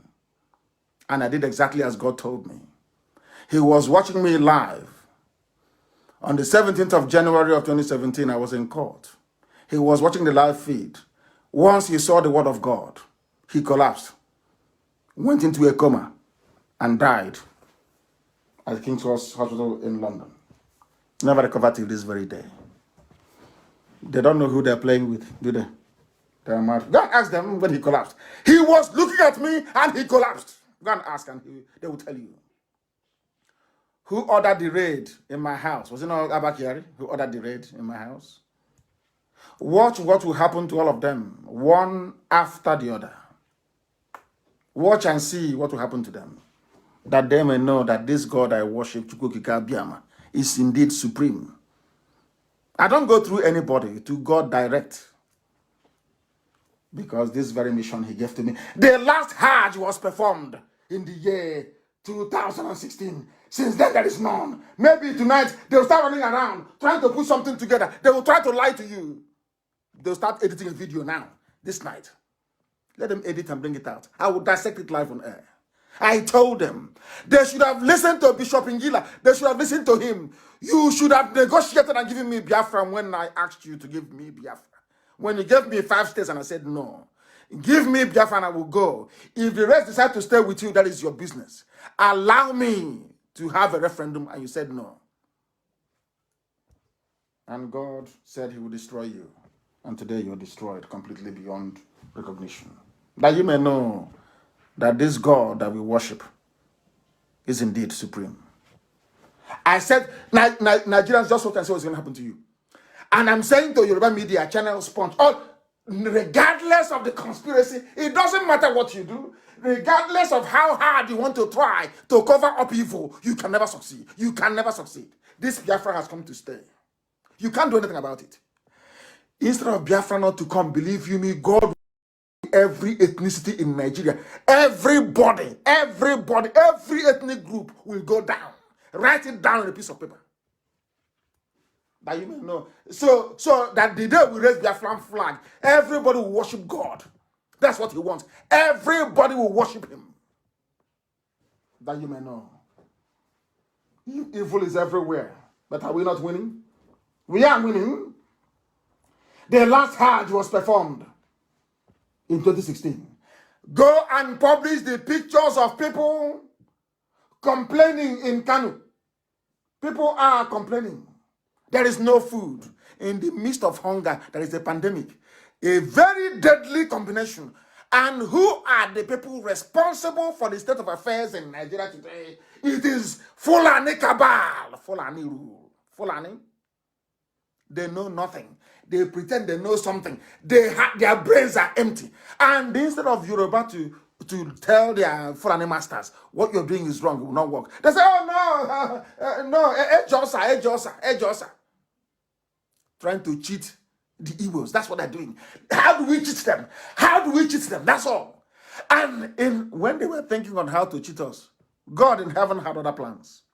And that plans is being made manifest now. That they may know that IPOB is something else.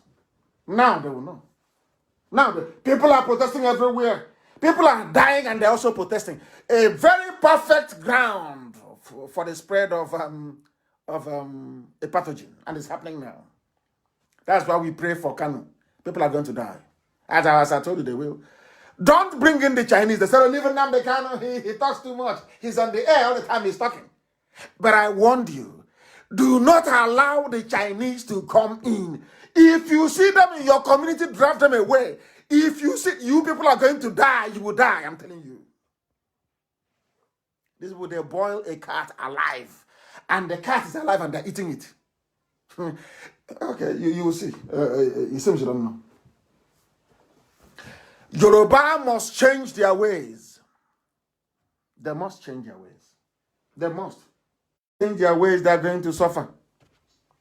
When I get to what I have to say later on, then I will add a few things to it. Because right now, people are dying also in Yoruba land. Do you know why they're dying? Remember a few months ago, I keep saying, remember. I hope you're remembering. A few months ago, I told you that Fulani can never ever arrest their own and keep that person in jail. I told you that. Oh, after a few days, 50 Boko Haram standing trial in Bauchi, or is it in Gombe? Rubbish. And I also warned all of you, the reason why they give you, always they send to you Fulani police commissioner, is to control you. It is to control you. But when I tell you about it, they say, oh, he insulted Nigerians. He's rude and insultive. He is not like he should be talking like a statesman. It is people talking to you like a statesman. That is why you don't have any water. That is why Fulani are killing you. Nobody can talk. That is why you have no good roads. That is why hunger is wiring everybody every blessed day. Because you prefer cosmetics to substance. I tell you the truth, so you can repent, both inside and outside. Repentance is more important, if you don't know.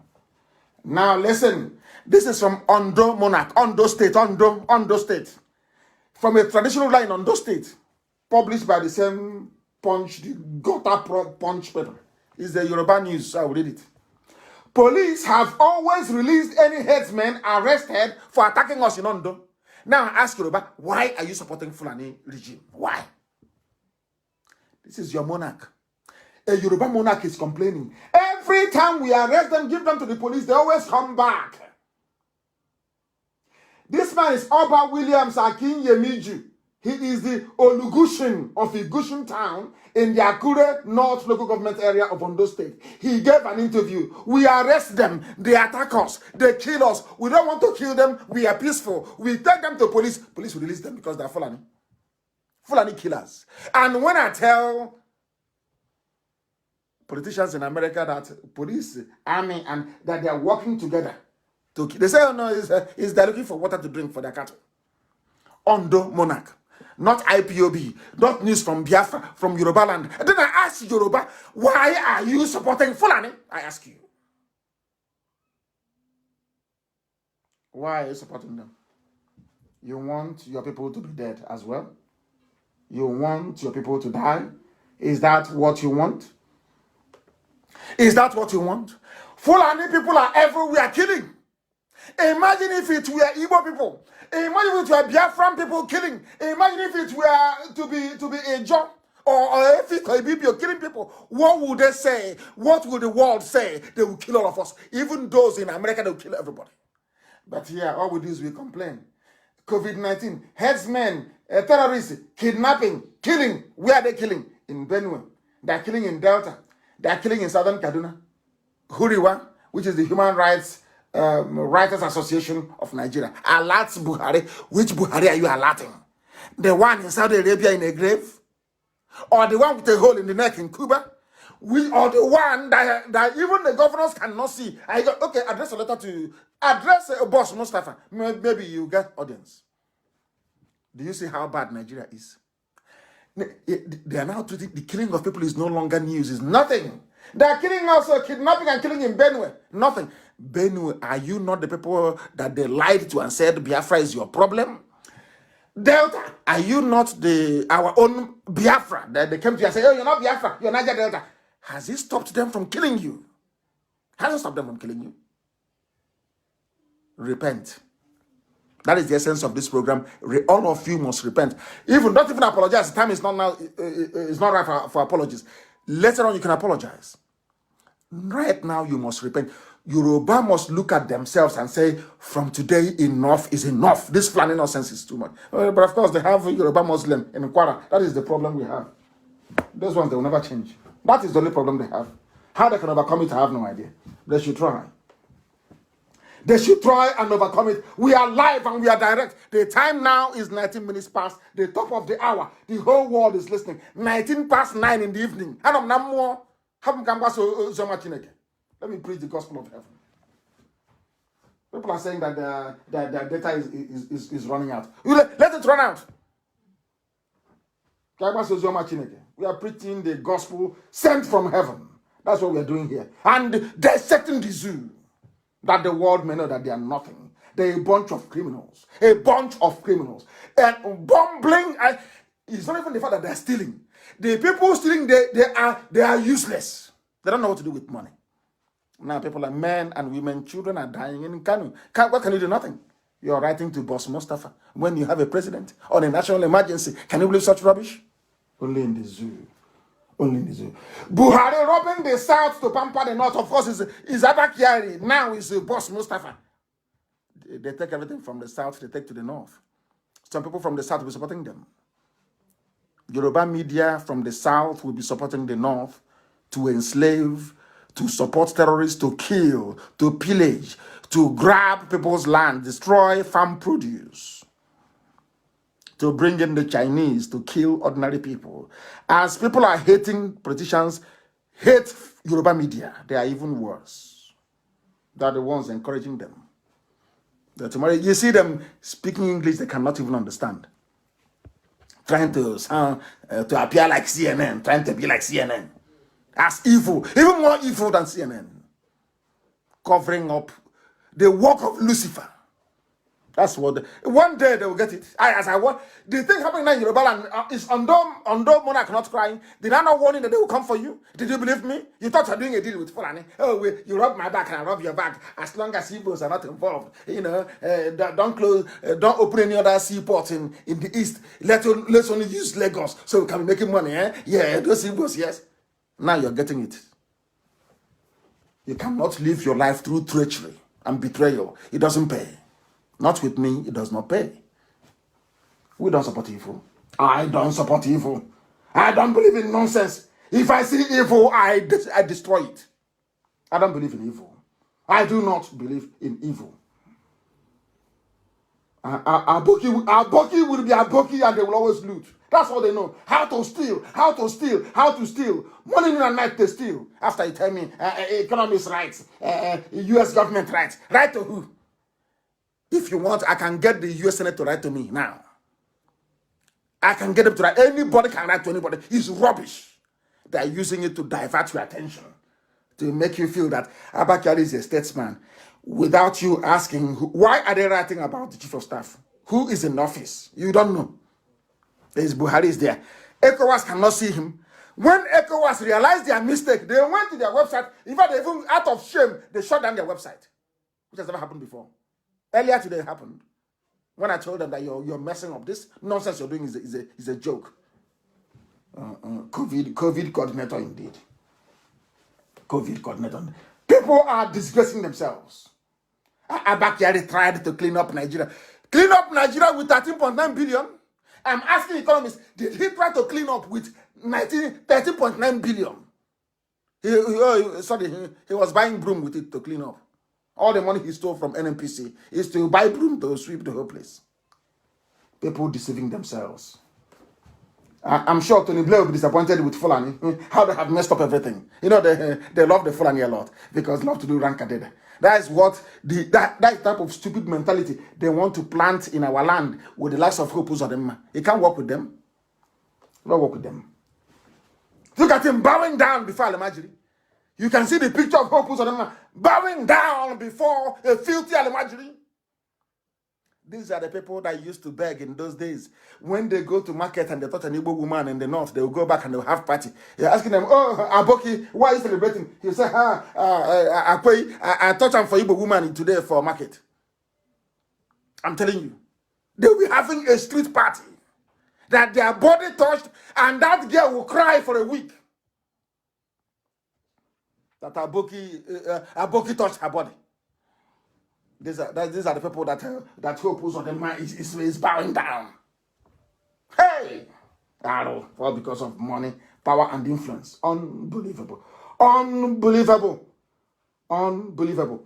And to tell you how wicked people are, the rice they sent, the Yoruba thinks that Fulani will love them. Fulani send them rotten rice. The same rice that in this life is so funny, you know. You know, an Igbo businessman will suffer, struggle very hard, go abroad. Other Biafrans will come, go abroad and buy things and bring them back. They say you must come through Lagos. Yoruba customs, and they'll connive, they will seize the rice. They will say, let us go and let us suffer them. We want to suffer them. We'll burn their market, we'll suffer them. You know the funniest thing? They seized the rice. Aboki was keeping the rice, Alamajiri. Now there is hunger in the land. They have gone to where they stored the rice. Of course, it's expired because you need to keep rice at a particular temperature, in an aerated room and all the rest of it. That is the expired, poisoned rice that are not given to Yoruba to eat. Isn't it? See how strange life is. How bizarre. This life is so strange, honestly. The same rice now they're giving to Yoruba to eat. The same rice they stole from Igbo merchants that brought it in to sell it. They closed the border. They seized it. Now it has gone bad. Now they have sent it to Yoruba. And now they'll tell UN that this is part of the palliative they're sending, that they bought the rice. But it was rice that they stole from innocent importers. That is Nigeria for you. And I keep wondering, how can somebody wake up in the morning and say, I want to be a Nigerian? I don't understand it. I just can't. I can't fathom it. I can't understand. The rice they sent to Oyo, contaminated, and now the governors of the West are saying, we no longer want it. We don't want to be a part of this nonsense. Absolutely rubbish. And now I'm going to deal very finally this evening with what they have written about me. I love it. I love this. It was written by a sophisticated moron. A Yoruba sophisticated moron. That is what one very clever man called her. I want to read everything line by line and I respond. That's how I am. If you write good about me, I read it. If you write bad, I'll read it out on air. Here is what they said. That's about Mazi Nnamdi Kanu. He was a Yahoo boy walking around in the streets of London. Number one, that was a Yahoo boy. I don't know who I have stolen from. And I'm making a public announcement tonight to the whole world. If I've stolen from you before, please try and come out and tell the whole world where, when, and how. And I will now tell you the reason why they always do this. Because if you, in those days in Aba, when we used to chase criminals, if the criminal wants to confuse people, you know what the criminal will say? We'll be saying Onyoshi. Onyoshi means a criminal. And people are pursuing this thief. We'll say Onyoshi, Onyoshi. Like, the same thief will turn around and be pointing at somebody else and say Onyoshi, Onyoshi, Onyoshi. Before you know it, he will join the crowd. You don't know who is the thief anymore. That's what the Yoruba does. That's what they do. And tonight, I want to let the world understand the reason why they do it, because they are criminals. And I want to prove it to you that they are. Let us start with the latest one. And why the love forgery. You know all this Photoshop that Femi Adesina is doing. You know all the forgery that... Let me tell you where it started from. Remember there was somebody called Kemi Adeosun. Can anybody remember her? Oh, you have all forgotten. Hey, Zoo. Why won't you forget? You forget about Kemi Adeosun. You forgot that bumbling idiot that's finance minister. When she wants to be Ngozi Okonjo-Iweala. She ran to London when she was discovered. What did she do? She forged the certificate. So, to all these Yoruba irats, to them, everybody is like a Kemi Adeosun. So when they see you speaking the truth, you're a scammer, you're a criminal, you're a Yahoo boy. And I'm asking them, because when I push you, I'll show you where to land. Who have I scammed before in life? Where? How? When? That is none. But it's just to damage my name because they know that people don't read beyond the headlines. If they say, oh, maybe Nnamdi Kanu, we should stop listening to him. We should stop following him. He's a Yahoo boy. Or they will think I will not read it. They don't know me very well. I will read everything you say about me and then I'll respond in kind. One, Kemi Adeosu is from where? A Yoruba woman. What did she do? Forged her way into office. She forged certificate. Because Oluwole is in Lagos. That's where they forged everything. That was where they trained Femi Adesina to forge in forgery. She was as a forger of certificate. She made it all the way to finance minister. But people who are learned from Biafra land are all over the world. Nobody will call him to be a finance minister. No one. He's a forger. Kemi Adeosun is Yoruba. I'm reminding the Yoruba boy writing this junk. I just want to, because the whole world is listening now, isn't it? I'm Nnamdi Kanu. Where did I do Yahoo? Where to who? Where and when? Yeah, time, place. I'm giving you example. Those that you look up to in Yoruba land, they're criminals. I'm telling you now, and the whole world is hearing me. You know me, I don't fear any mortal, and I don't mince words. Listen carefully.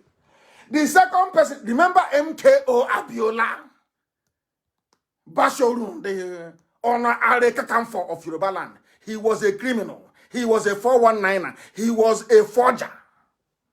I'm saying it before the whole world.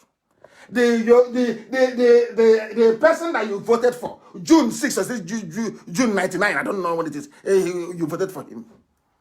Do you know why Babangida did not give him power? Because Babangida told him that you're a thief like me.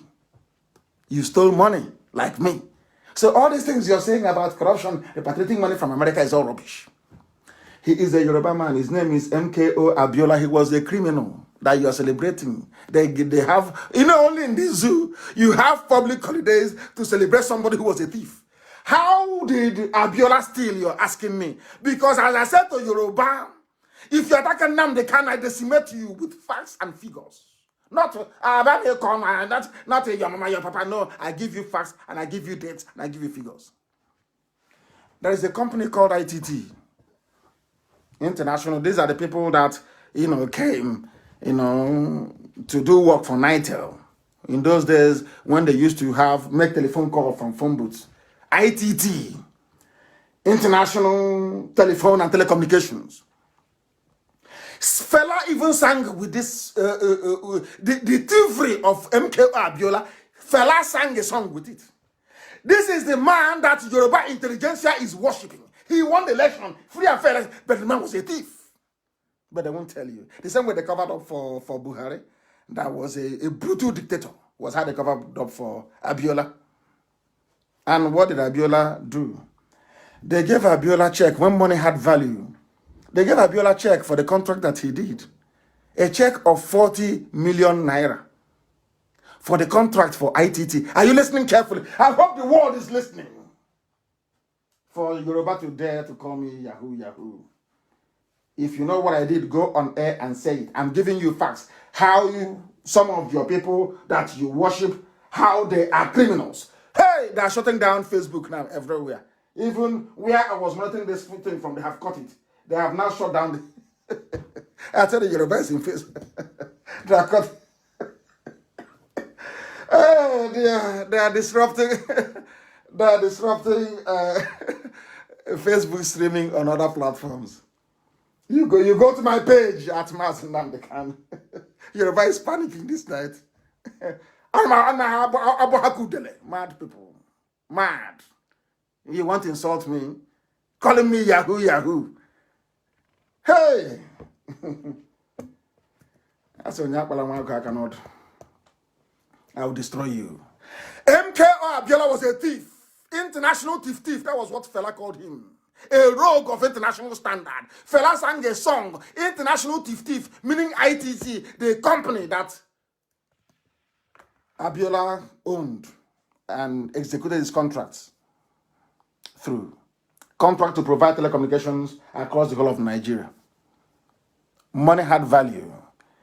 He was paid 40 million naira. Do you know what this man did? I mean, when money had value. Abiola went to Oluwole, the same place that trained Femi Adesina. So when you see Femi Adesina with Photoshop pictures, don't get surprised, it's in their blood. I'll tell you what happened. Abiola went to Oluwole in Lagos, gave them the check that the government had given to him. The Federal Minister of Communications gave to him. P&T in those days. Abiola forged and changed from 40 million to 400 million. He added 000 until he got to 400 million. Go and ask anybody, any Yoruba man. Go and ask them. So the Abiola that they worshipped was a Yahoo man, was a fraudster, was a criminal. So therefore, whoever leads Biafra must also be a Yahoo person. This is how they reason. And now the world knows that Abiola was a thief. The one he gave public holiday on June 12th. That is why sensible people don't celebrate it. Because he was a criminal. Abiola was like every other person in the zoo that's ever held power. Was a thief and a criminal. And now let me come to Chief Obafemi Awolowo. Yoruba, you think that you call Nnamdi Kanu a Yahoo boy and I'll let you go free? I will hit you with facts and figures. Awolowo was also a thief and a criminal. I'm saying it loud and clear so people will hear. If you're wearing headphones, raise the volume so you can hear me very well. Chief Obafemi Awolowo was a criminal. 419 and Yahoo, and I will tell you why, how, when. Immediately, the war started. Ojukwu released him from prison in Calabar. On the understanding that he will go to Yorubaland and declare Ududua. He never did.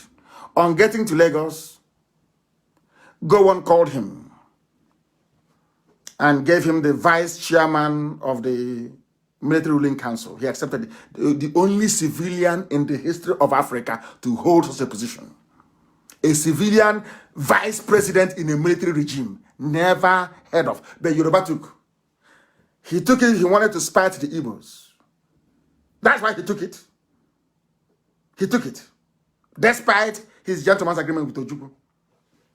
Now let me tell you what happened. He not only engineered the starvation, let's leave that to one side. Immediately after the war, he was also the finance minister. What he did was a classic Yahoo 419. Do you know what Awolowo did? Awolowo said to go on, please, in the interest of national cohesion and unity, let us suffer the Igbos more. Every money they have in the account, every Igbo man with money in the account, we are only going to give him 20 naira. 20 pounds. It doesn't matter if you're a millionaire. It doesn't matter if you're a trillionaire or billionaire. No. Immediately after the war, you go back to take your money from the bank, which is one of the greatest robberies of all time. Now you understand why I hate Ohaneze. Ohaneze never pursued this. A legitimate claim, they never pursued it. Because they went and they bribed some of them. As always. Awolowo took your money, or your family's money, because some of you listening are very young. Took my father's money. Took the money, impoverished us, everybody. It was a Yoruba man. Stole all our money. Invested it in Odua group of companies and the Dolu group of companies. Stolen money. Stolen money from the homes of Biafrans. Nearly 5 million killed, starved to the oblivion. He came back and he took our money. Nigeria never gave us anything. And we survived to, you can see how we are doing today, all over the world. Awolowo stole that money and was waiting, and was waiting, and was waiting. You know what he did with it? Oh dear, these people. He was the one that advised Murtala Muhammad once Gowon was overthrown. He advised Murtala Muhammad that the best thing for them to do is to nationalize most companies in Nigeria. Most foreign companies. They did what was called indigenization policy.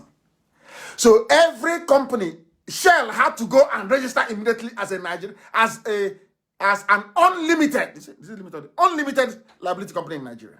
Shell.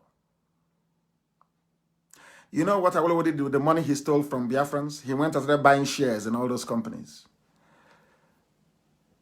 so that every Biafran MD, every Biafran CEO, every Biafran CEO equivalent was sacked, removed. Yorubas took over the entire sector. They bought over Coca-Cola. In fact, he was making money from Coca-Cola. Every bottle of Coca-Cola sold in those days, he would get 1 kobo from it. That was where Obasanjo learned to also charge MTN 1 naira for every card sold before he gave them the contract. I don't want Yoruba to provoke me. You don't call me a criminal without providing proof. But if I call you a thief, I give you proof. Let's leave it there for now and proceed. We must proceed because what they said about me is plentiful. And I want to bring it to the attention of the world. I want people to know. He went on to say that I was talking about on the street. I don't know where he got that from. If you are in England, I want you, there are Yoruba people working with people called the social services. If you are home, nobody can be homeless in England. In the UK, you cannot be. These are people, when idiots write it on reason, nobody is homeless unless you want to be. There is something called housing benefit. In other words, you will find a house and the government will pay for you. Nobody is a law in England, nobody can be homeless. That's number one. So there is nowhere to be homeless. But let me even go further. For you to become homeless, you will apply for homeless payment. You apply for what is called the dole. You apply for social services help. I want these Yoruba people to go and ask their Yoruba brothers and sisters working inside social services in the whole of the UK, if my name has ever appeared there as somebody who is homeless or somebody looking for government help. Because I am a Biafran, we work hard from our mother's stomach. That's how you find. I'm not interested in, you said this, I said it. No, I'm giving you, if you want to do research as we do in IPOB, you go to the source and you do research. Ask any of the Yoruba people working with social service, what's it called now? This unemployment, what's it called? The job center. Go and ask them. Please, go and Google my name. Give them my full name. Ask them, please check. Has this man ever claimed benefits before? Why do you think the UK government respect me? Why did they respect me? Ask, has he ever claimed benefit before? Way before Biafra. Way before IPOB. And you see the answers they will give to you. You said he was walking on the streets of London, that he was homeless. And I have hosted Chekwa Sokoria in my house before. When Owazirike was normal, I hosted him in my house before. I've hosted Chekwa Sokoria twice in my house. When I was living in a flat and when I was living in a house. Ask Chekwa Sokoria of UPP where he came to when he came to London. Have you been to see Nnamdi Kanu before? Did you eat in his house when he got there? How was his house? Chekwa Sokoria will tell you before IPOB, before Radio Biafra.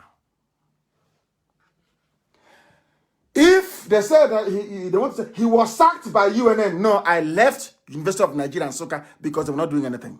I left of my volition. Ask my father is no longer around. So continue to rest in peace. I left for London to go and study. I came back home and I told my dad, if you don't send me to England, I will not go to school because UNN is not what you think it is. There's no longer a place fit for somebody like me. I am a thinker. I think. I am a philosopher. I reason. At Nsoka, I was not reasoning. Every time strike all over the place. I said, Robu, what nonsense is this? I came back to my house and I said to my father, if you want me to be a graduate, send me to England. And he did. Because I traveled to England. They said that I was very poor. I only started breathing when Owazirike of Masop came to London. When did Owazirike come to London? When? 2009, Owazirike came. They said I was homeless, I was on the street, I was not doing it. I want to answer. Because the thing about me is that if you accuse me of something, I'll answer you publicly. When I accuse you, come out publicly to defend yourself. But the zoo cannot do it. They said I did not breathe until Owazirike came to London in 2009. I was the APGA chairman in the whole of Europe and the UK in 2002. Fighting for Peter Obi then to become the governor of Anambra State. With the promise that APGA was going to be like Biafra. Of course, it never materialized. Are you listening to me? I was the chairman of ABGA, the whole of Europe and United Kingdom. Are you telling me that somebody without pedigree, somebody without education, in a gathering comprising of all the people, both Biafrans and non-Biafrans, that I will emerge unopposed as the chairman of ABGA in the whole of Europe? If I was homeless, where would I hold ABGA meetings then? In my house? What is what I'm meeting my so that, you know, they write this nonsense on Facebook. People are jumping. I decimate you live on air so the world can hear, so the world will know. Let's continue. Owasile came to England in 2009 on his way back from the US, where he went to go and buy a property. Say he went to go and see Obama. Came to the UK. We started with Radio Biafra. Listen carefully. Write it down on a piece of paper, please. And go and ask him. When you meet Owasile, you ask him, how many months did you fund Radio Biafra? Then on shortwave, very expensive shortwave. And who was the company that was providing those services then? I can't forget. VT Communications. VT, just two letters. VT Communications. They're heavyweights in England, by the way. Owasile, you funded Radio Biafra for only 3 months. April, May, June. We stopped broadcasting December of 2009. Write these things down. April, May, June. I, Nnamdi Kanu, paid for July, August, September, October, November, December. And I went bankrupt because shortwave then was very, very expensive. I paid, personally paid. When it finished December of 2009, we tried and tried and tried and tried. I went back home to go and tell Owasile that this radio is very important. And why did he stop it? He stopped it because he felt that Radio Biafra was becoming very powerful. That's all. I revived Masop. Thought I was dealing, of course, Masop, they're very good people. It's just the leadership that was rotten to the core. And we left them. 2010, 2011, 2012. My own Ebu Deputy Ucheme4 persuaded me for 2 years. Ucheme4 was on my case for 2 years that I should fund the reopening of Radio Biafra. If I didn't have money, would Ucheme4 come to me to ask me to fund the reopening? I said, no, if I do this thing now, they'll say it's a one-man band. I went to my trusted friend then, Dr. Egemba. Samu Masiebu, Tabo Masiebu, Amarachi. We came back together again. I said, I have money, but I want all of you to contribute something. There's some gave me £100, some gave me £50, and that was it. Myself and Ucheme4, we started struggling to get Radio Biafra back on air. And we did. On shortwave. Who was paying Nnamdi Kanu? Until we couldn't pay anymore. Until God said to me, if you want to get Biafra, then you have to give up all your luxury, your life and everything, and do Biafra. Ucheme4 said to me, we have to go online to continue. That's how we came online. And now we're all over the world. We're on FM, we're on satellite, we're on TV, we're everywhere. That's the very simple story. That's what happened. Can anybody in their right mind? And I never wanted to broadcast. I want our people to listen very carefully. I never wanted to broadcast. I never wanted to.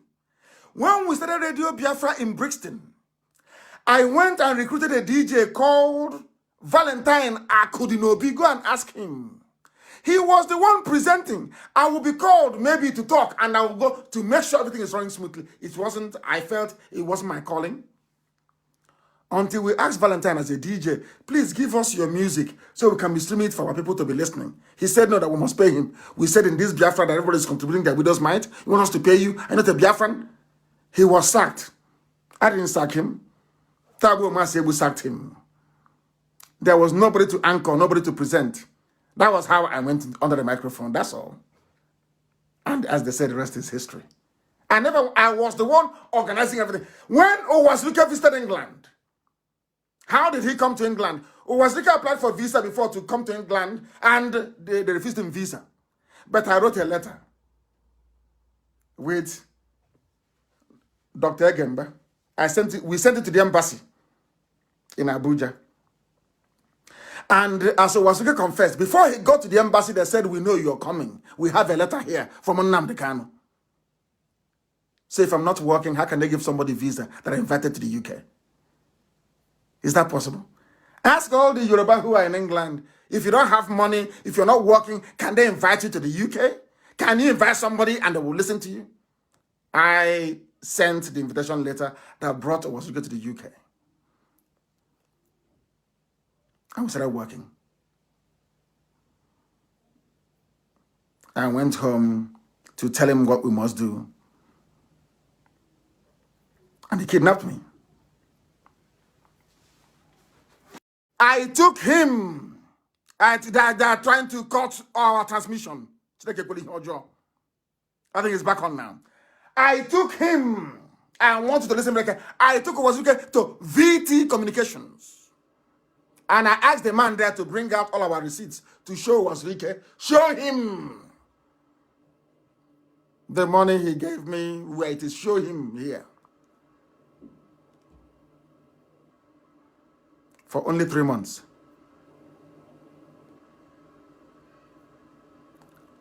I paid for the rest. That is the truth. The absolute truth. He became financial secretary of MASOP. I was never the financial secretary of MASOP. They said I embezzled funds. Which funds did I embezzle? Who gave me the funds? Where, when, how? He took over Radio Biafra. Radio Biafra was dead December 2009 when I could no longer fund it. Wazirike funded Radio Biafra for only 3 months. Go and ask people. Only 3 months. I funded the rest. When we went back again on air in 2012, we went through people called WRN. When my money ran out, we went online. As simple as that. God said, this gospel you must preach. And we did. That's what happened. And heaven is my witness. I was no financial secretary to anybody. He said he took over the radio. He had no money. They said, I am the owner of Alpha Phoenix Consulting Limited. I have been paying tax to Her Majesty's government for years. It's my company. I own it. It's a consultancy firm. It's still at the company's house till tomorrow morning. It's called Alpha Phoenix Consulting UK Limited. Go and find it. It is there. You will see my name as a director and Dr. Egemba as the secretary. We own it. And we pay tax. If you don't make money, you cannot pay tax in the UK. And I pay tax for years. If you want to know the job that I did, ask those that know me. Ask Dr. Egemba to tell you one of the titles of the job that I held when I did paid work or when I worked for people. They will tell you. I manage white people, not blacks. I was at managerial level. Ask them. Ask them. They will tell you. It was somebody that went to a company I used to work for and said that I breached fiduciary, that I secured a very lucrative contract for my brother's company, Case Estate Services Limited, that was run by my younger brother in England. It was a Biafran that went and told the company that this very company, there was nothing wrong, that this company that is doing so well, with annual turnover of £250,000 every year, in those days, that Nnamdi Kanu is the brother. When we took them to court, they said that I am a senior manager in the company, and because of that, that I should have told them that my brother has an interest in Case Estate Services Limited. I'm giving you facts. And the people are writing rubbish. Every idiots come up, they write nonsense online. I tell you who I am. Are you going to tell me who you are? Mad people everywhere. Mad people everywhere. They said in 2015, Jonathan gave Nnamdi Kanu $2 million. If anybody that listened in 2015, I said do not vote. I called Jonathan a fool. I was the one that said that I want Buhari because Elohim gave me revelation. The person that will lead you into Biafra is Buhari, not Jonathan. How? How? Because Buhari will be so clueless and so evil that the circumstance surrounding the emergence of Biafra will become so apparent. This one is saying that Jonathan gave me $2 million. Go and listen to my broadcast, it's still there. On the eve of that very election, it's still there. They don't even listen. He quickly changed the agenda of Maso by creating Igbo awareness to attack Buhari and PDP opponents. Another fool writing. Now, let me tell you something I've never said before live on air. I have worked with Yorubas before in England.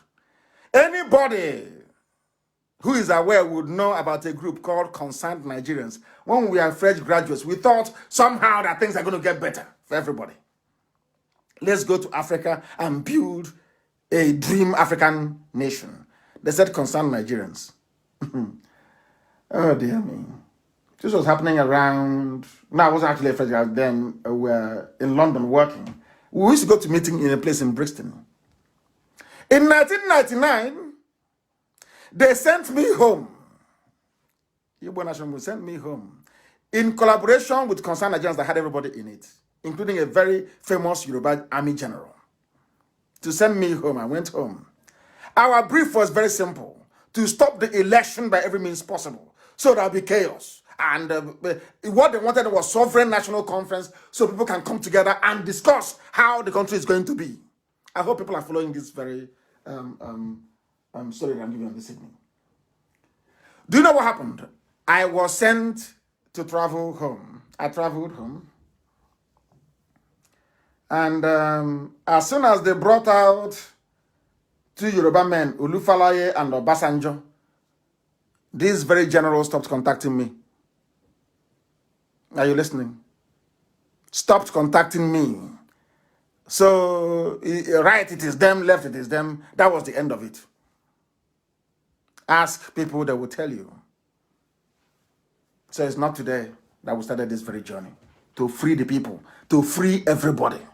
Biafran's priority, to free everybody else. It's not today we started. Not today.